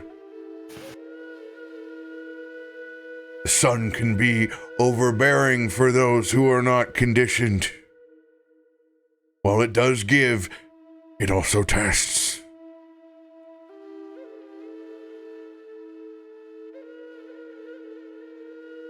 Yes, I think I'll stay for a while. Do you need me to do anything with? You mentioned the dancing and the food. I didn't bring any food. I'm not entirely sure what I should do in this situation. Have provided me with many meals, my friend. Okay. Food is on my people tonight.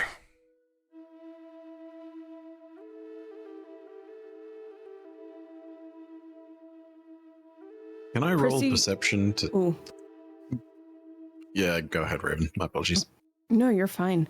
Chrissy, like, after Chrissy stumbles through the curtain to the entrance of the house and is already wiping like some grease from his face, because it's not like one of the kids just fed him any food or anything. It's fine. And he just kind of like stumbles in a little bit and giggles and just like then promptly like straightens out his suit jacket and is just like, sorry, I you know, the kids they love me.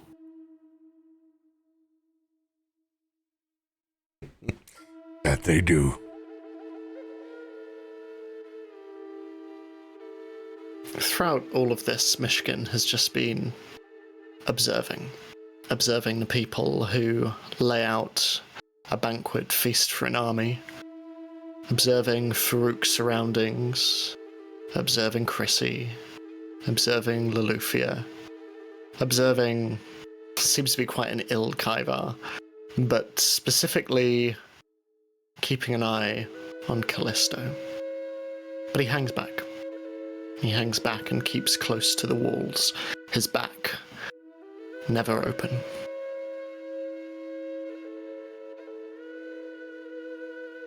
What was Bife gonna do? Because I'm curious. Mm-hmm. I mean, there's a bunch of hammocks in there. I was going to ask if I could roll perception to see if there's a box.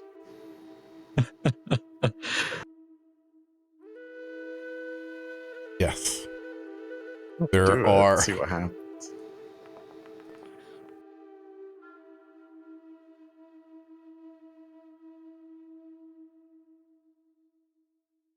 There is one in particular that you see that catches your fancy.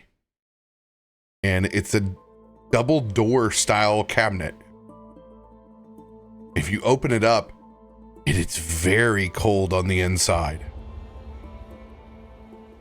There's a large ceramic jug inside. It smells of bread. Distinctively a little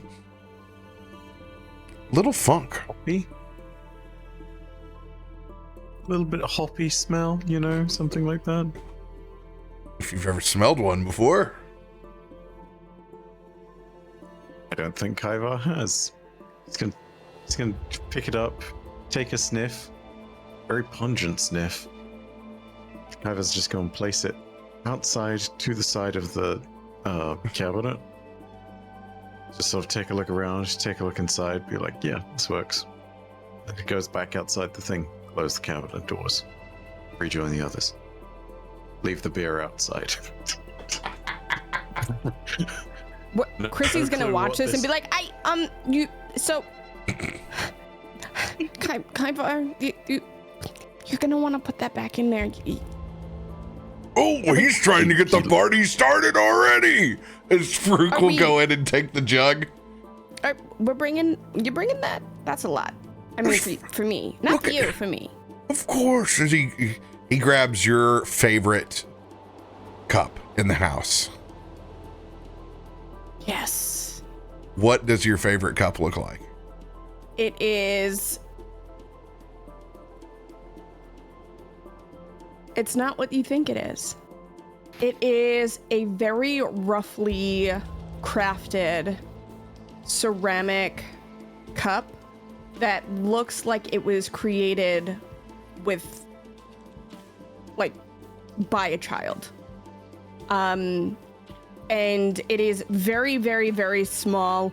It was probably supposed to be a thimble, or that's what the basis of the creation was, and it just on there very haphazardly says for Chrissy, and Chrissy is spelled K-R-I-Z-S-Y. I love it. As he dips it in on top and gives you a fresh cup of ale. Oh, Farouk. And he just lifts this thimble and like takes a small sip, and it is pungent.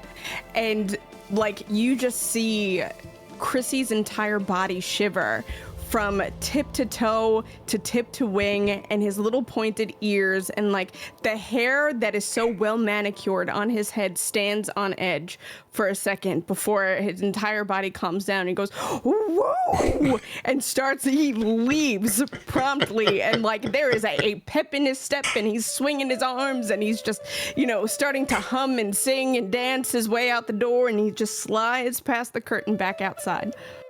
That jug fills back up ever so little what was taken from it.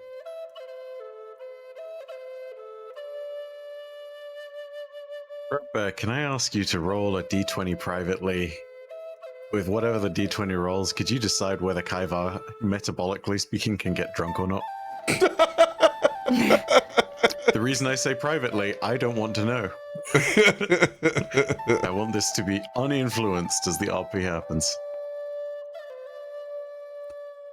Not really understanding what the point of beer is, but seeing that Farouk has gone and taken a sip, and that Chrissy's gone and taken a sip, and he trusts both these people.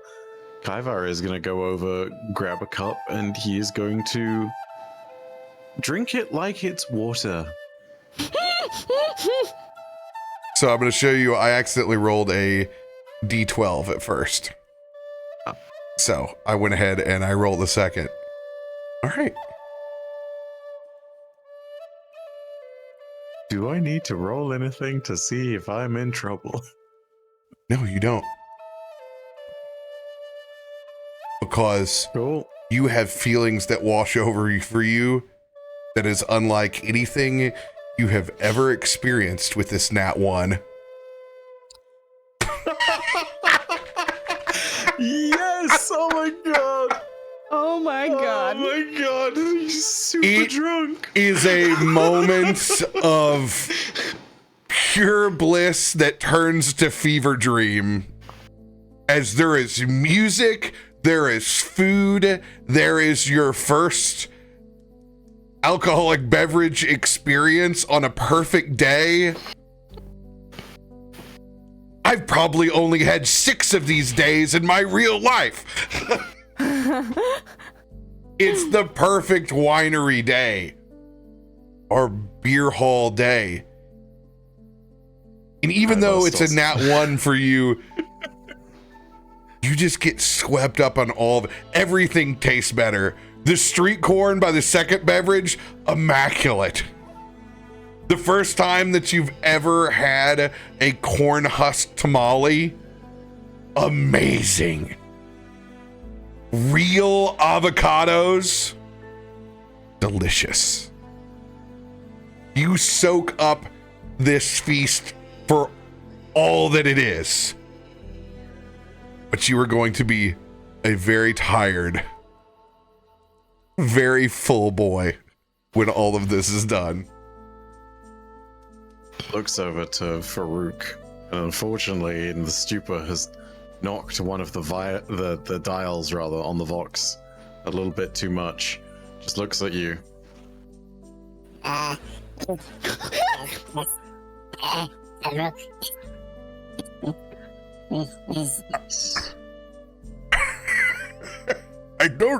don't think you have your thingy set right, my friend.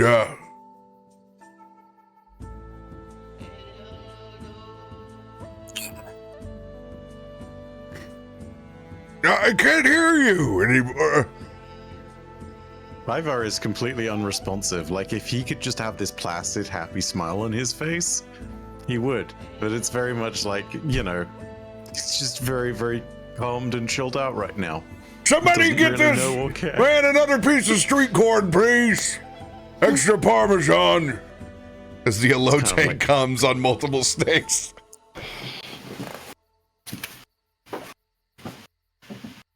I can't believe Callisto. it was a 1. So sorry.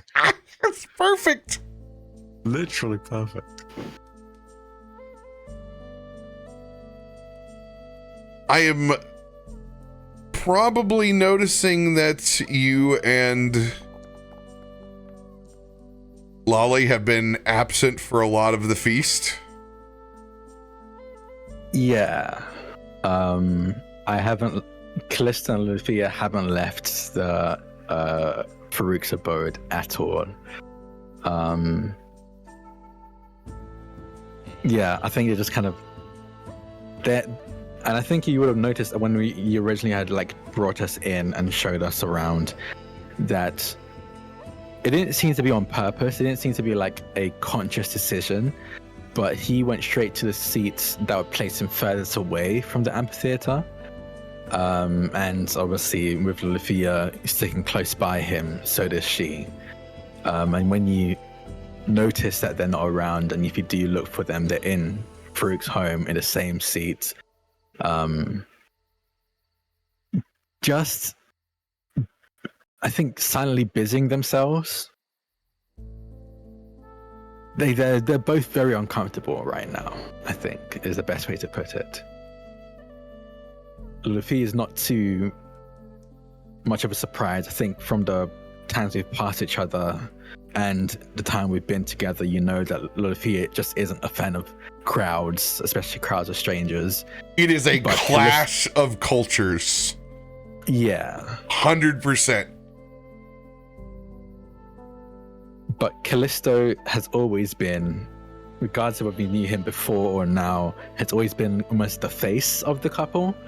Willing to be the friendly face to make conversation and socialize. But even now, where this would be like the prime place to do that, he feels so out of place right now and so uncomfortable. So he's just sat there, waiting for what to do next for when his part comes and whatever is meant to happen today.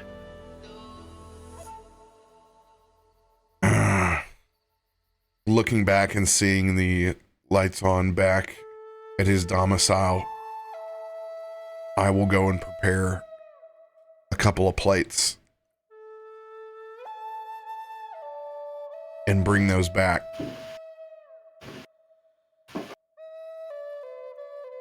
I know things can be a little overwhelming here. Loluphia says, no kidding. And Kallisto just nods. Yeah, sorry. Just a bit low on the social battery right now, and I really wasn't prepared for that many people. Understood.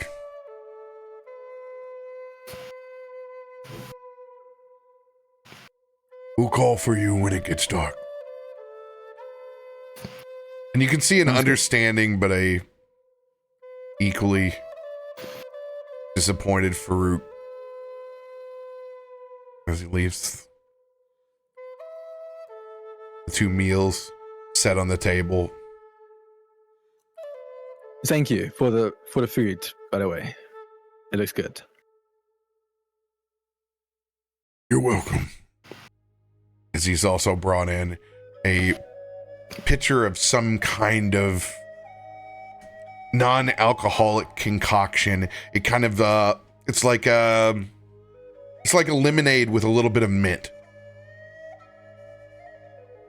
He's left that on the table as he realizes he knows that Lolly does not partake.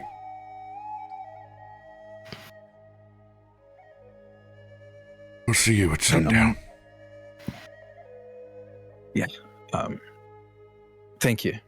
again for all of this. I don't mean to seem ungrateful.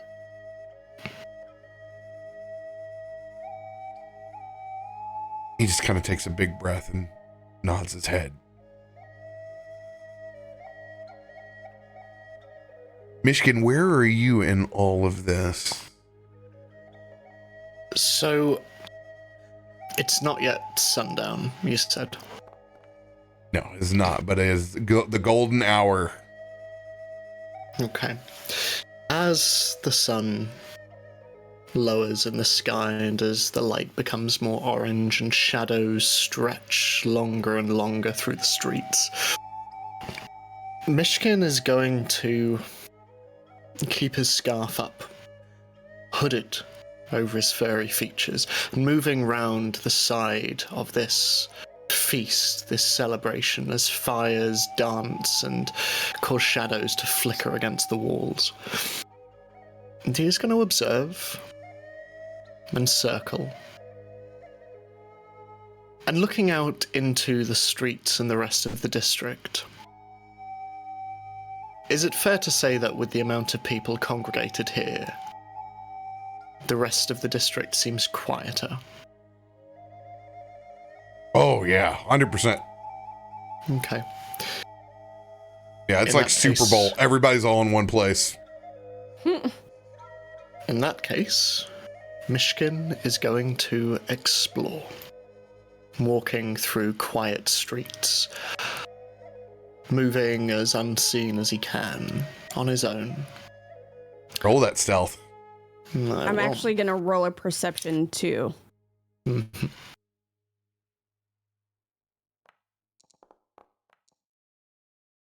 31. Damn. 24. Nope. I'm having a good time. I'm drinking. I see think- you skulking Ooh. out away from the crowd as you've been absent from the feast for quite some time. You see dead That makes people. sense. I see. I see sounds. I taste colors. Everything is moving in slow-mo. Sounds like you're underwater, yeah. Kaivar went to Guardian Con. Oh, went to Guardian Con and had one too many rums one night before an event and accidentally made a choker that turned into originals.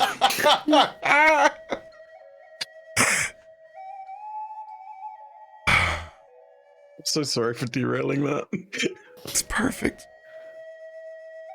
Hey, Chrissy, Yes. Hi. look at our friend here. Oh, there's a lot of friends. I'm not drunk. You're drunk.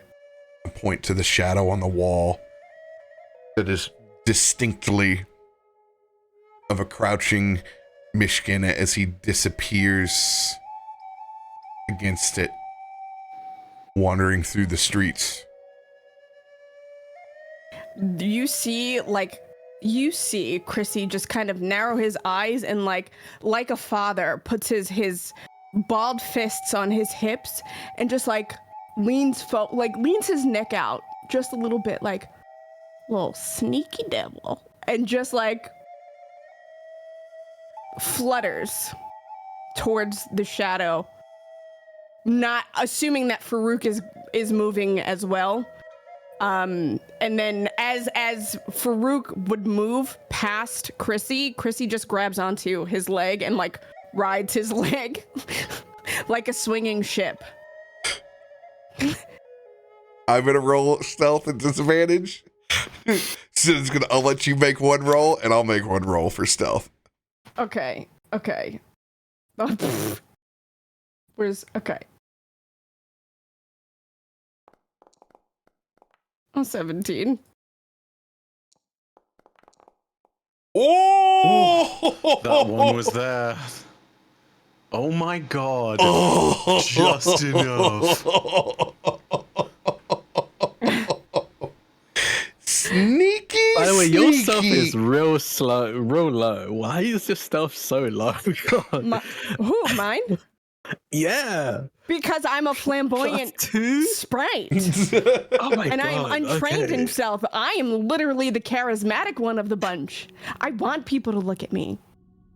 Wait, you got high charisma? Okay, cool. If you got high charisma, you can bluff your way out of getting caught, I guess. Exactly, exactly.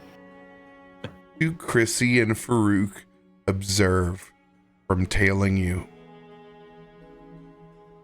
You see Myshkin gravitating not towards homes or landmarks, but anything resembling places of knowledge. Stopping outside of libraries, however large or small, but specifically lingering at temples, lingering at churches and places of worship, and specifically having noted, yes, Ifriti of various sorts, but moreover tieflings, stopping at a variety of temples where perhaps gods and deities of perhaps more hellish or fiendish origins. There's one are very easy to see building as it shines a bit more than the rest, as there is this clear emissary style brass building.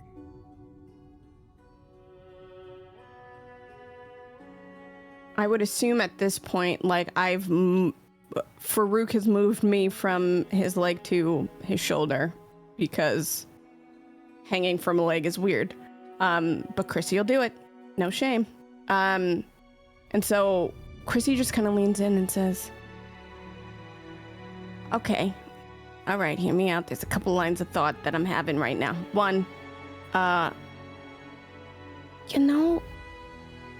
you can't know everything, and even when you do, it's a curse, not a blessing, right? Like we agree on that, Farouk?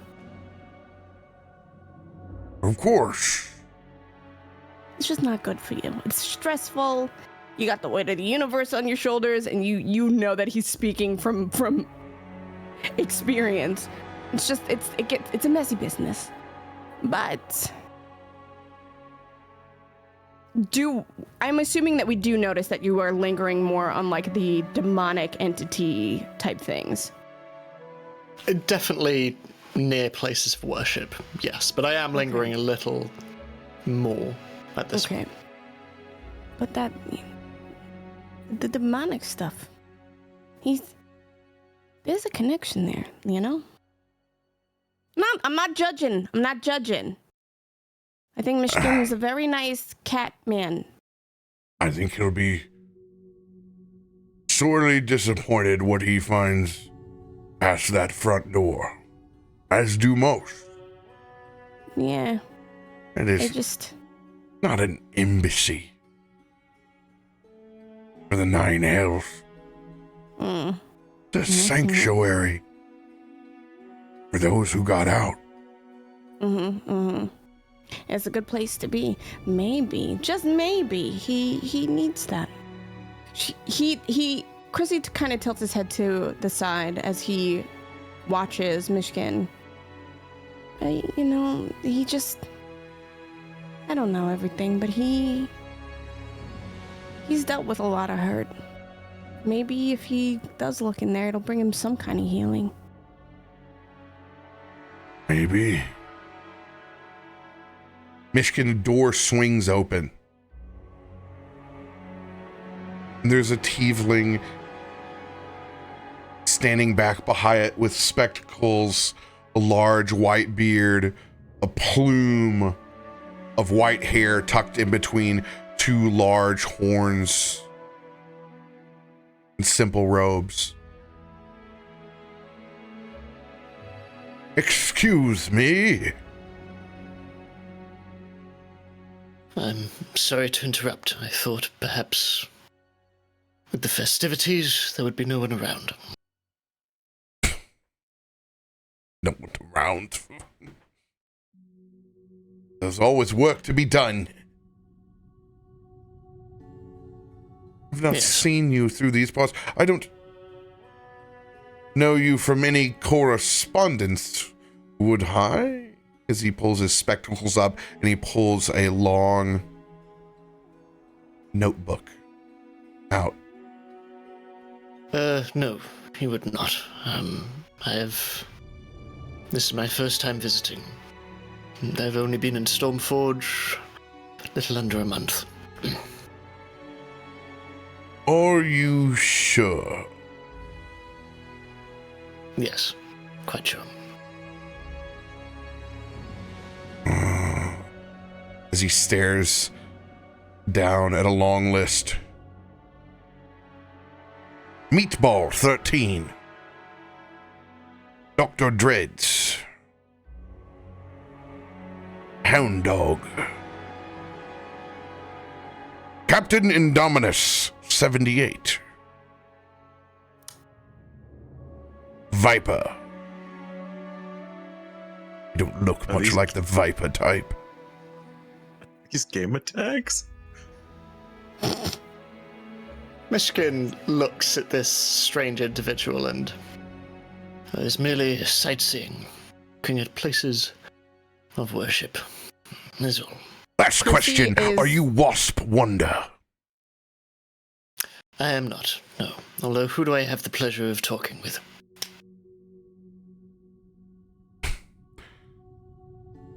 Certainly none of those. Simply strange names that they give me these days. My name is Vias. And those would be clients. Ones that would prefer to not step through brass walls.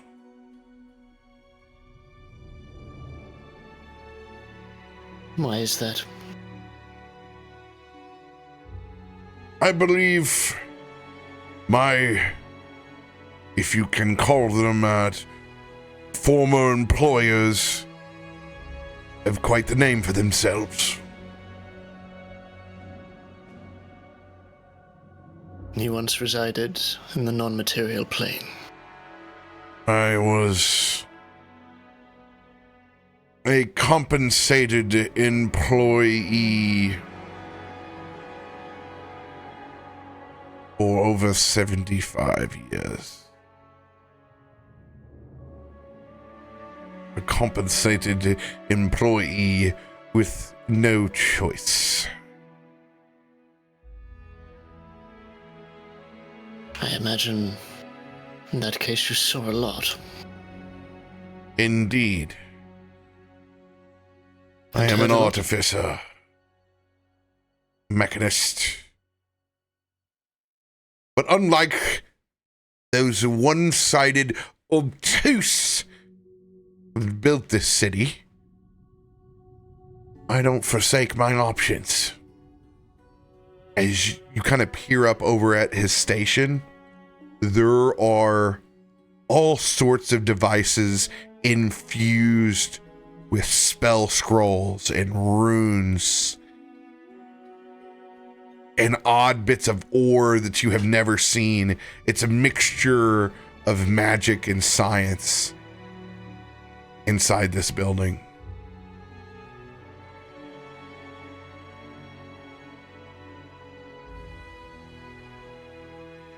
Perhaps not tonight. I am traveling with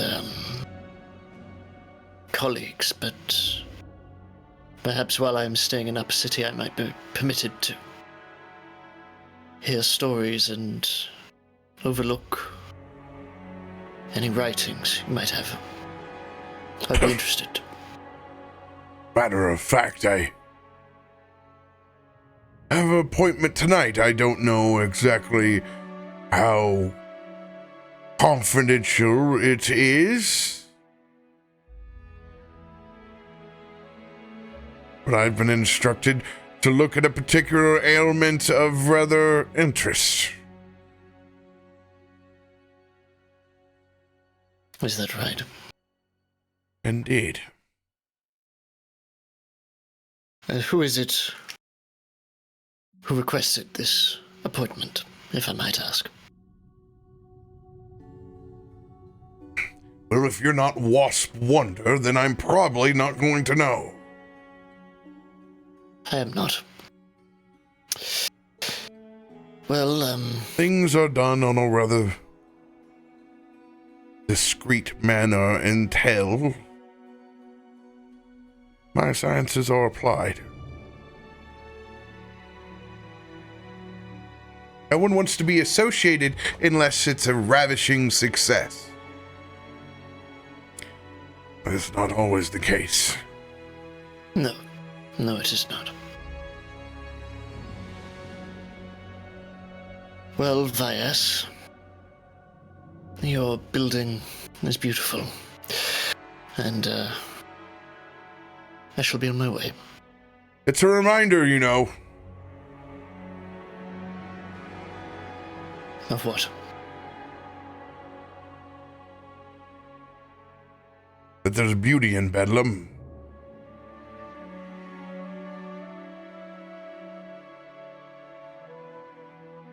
And Myshkin looks from the brass temple, and hearing the sound of music and of dancing and merriment in the distance, just turns to look at the slowly increasing piles of flames.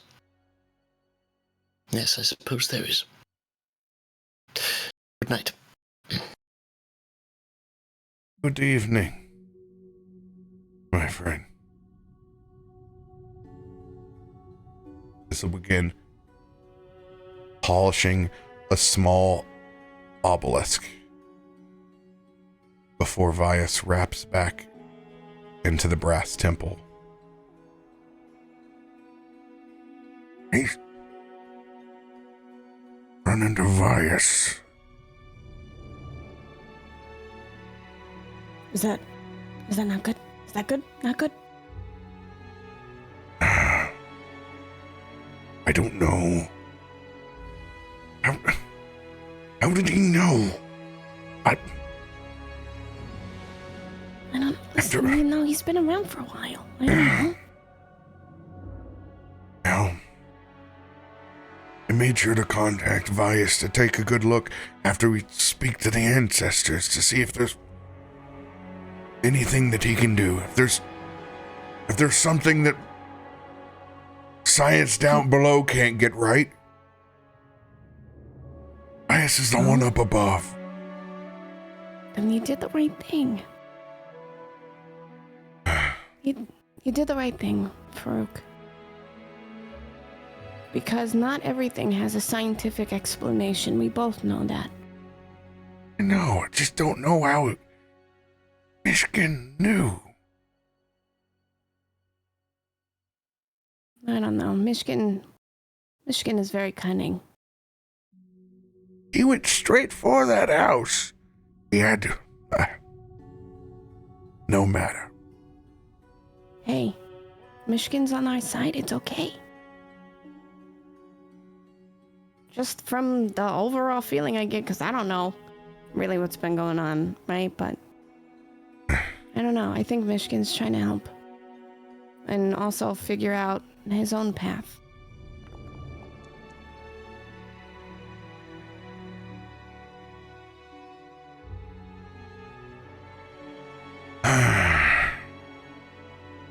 We all have our secrets. Yeah. We do. We all have our secrets. Come. There's just a very gentle, like, reaffirming, like, pat to the bridge of skin that connects Farouk's neck to his shoulder. Hey. Tonight we dance. And I've made sure to pack my finest dancing outfit, okay? Ah! Tonight we dance.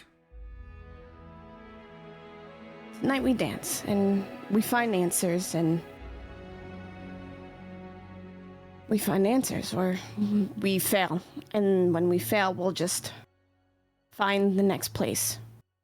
'Cause Chrissy. failure's not a bad thing. Yes. Yes. Farouk. We do not fail. We learn. We learn. Attaboy. Let's go get him. More food. More beer.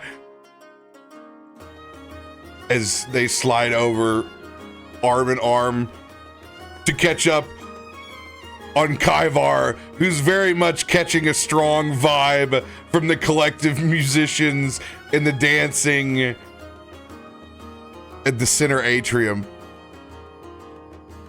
He's only really just started to notice this for the past 20 minutes. He is not really realizing it, been blowing bubbles in his beer. It's like, you've never seen this with mandibles either, so whenever a bubble comes along, it's like...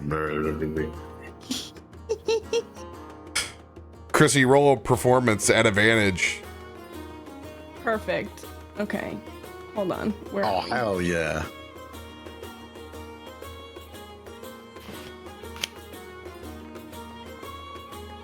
Oh, hell yeah. Look at these Oh, rolls. yeah. Cutting the rug. Yes. As we perform the sundown ceremony as well as we have ever done before, a good meal, a little bit of beverage. We're stunting. We have great company stealing the show. Bit by bit, our provisions begin to be moved towards the sides for those late nibblers and those folks that need to soak up a little bit of what they imbibed earlier.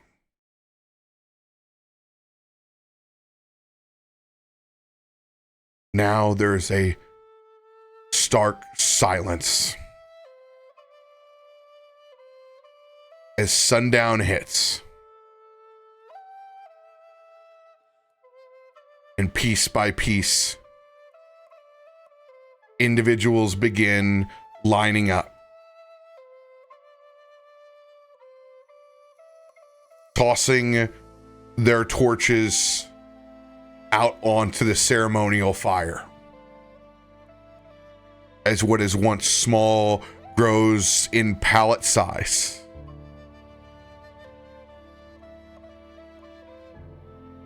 Kaivar, slowly, even the cornbread begins to bring you out of your blissful stupefy.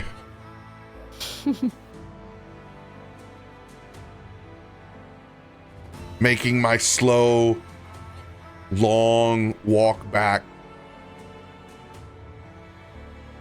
towards my domicile. Kallisto, Loluphia, it is time.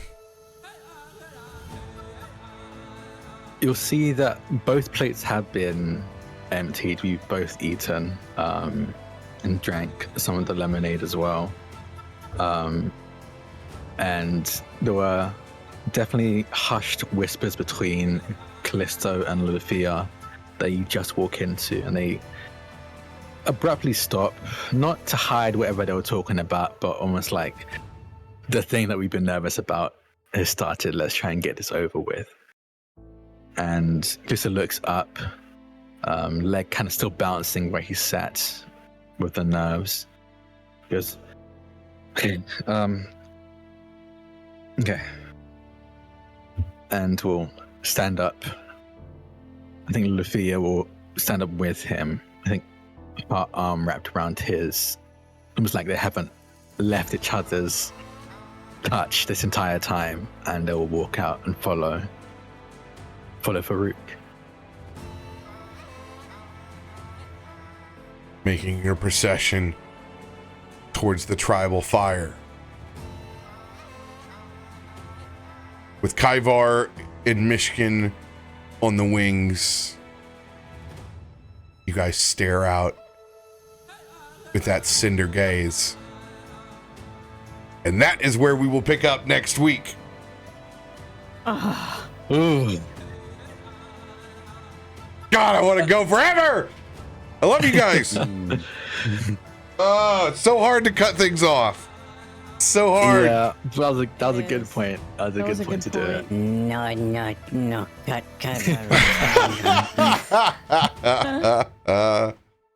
Oh, I love nut So ones. funny. So funny.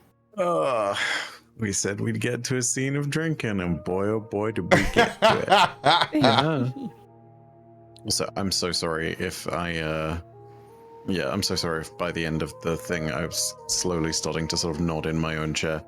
I promise you that is just me RPing Kaivar and totally not me having been awake for way too long today. Never. Awesome. I'm excited. Next week's gonna be good. Yeah, I hope it's we gonna have be- everybody. Oh gosh, if we don't have you, we don't have Drak. We can't even go tomorrow. know. We can't even go I was- next week. I will try my best. We'll I'll try my best. we'll see what we can do. We'll talk in the DMs and try to make something Yeah. happen. Because obviously we can't do it without you. Yeah. Oh, If I before we jump away or do anything else, real quick, I'd love to get an announcement out there if there's a moment. absolutely. Let them fly, y'all. Yeah, so this upcoming week is going to be the start of the GCX Charity Marathon. It's a real great time. Myself and Ben will be having a sorry, I realized this is his first name. Me and Professor Broman will be doing our charity block, and it is actually literally on the same day as Stormforge. So I will be theoretically, Kaivar will still be recovering from this hangover for just a little bit prior to it. If you want to catch me from 12 Eastern Standard to 4 p.m. Eastern Standard, I believe are the times, that is going to be when I'm on stream. We're going to be raising money for the kids of St. Jude, of course. So if you have anything spare in your pocketbook, pay it forward. Be generous if you can. And if not, remember that turning out and supporting the stream and just having that open so that we can get very high in the Twitch directory is that's free. So yeah, that can significantly help out too. Yeah, it's gonna be good. I'll do an announcement real quick. Today we announced the final cast member of Beyond the Brook, which is a dark fantasy actual play that I'm project lead of, and we have the amazing Edward Spence running. We've got a very incredible cast. It's going to be hitting Kickstarter soon, actually. I'm going to be announcing a date soon. But if you want to back it, please do. You can go to my Twitter at Draconics, that's DRAKONIQUES, and see in my pinned tweet the link to the Kickstarter. Or you can just go on Kickstarter and search Beyond the Brook, and Over the Garden Wall inspired actual play. And you can see it there. And click it so you can be notified when it goes live, because we've got some very cool things as incentives, and most of the cooler ones are limited, so you want to get there quickly so you can get your hands on them. All I would say is that we are sponsored by Die Hard Dice, so you can only guess what some of the incentives must be. But yeah, other than that, follow me on Twitter, I guess. I'm gonna probably be a little less active on Twitter in the next couple of weeks, but all for good reason, and you might hear that secondary good reason soon. But follow me on Twitter to find out. Ooh. Yeah. Love intrigue. Links are in all the chats. Anyone else? No, just double down on what Drak said. Go check out their Twitter, go check out their Kickstarter. It's an incredibly exciting cast, and knowing some of the characters that they are already bringing to the table, it's going to be a very, very exciting campaign. So yeah, if you want to be a part of it, go check it out. Most excellent. We'll see you all tomorrow for the last episode of Meteorian Core before the finale at GCX. So we'll see you at 5 Central Time. Love you all. Be good to each other. We'll see you guys next week. Bye, love you. Bye. Bye.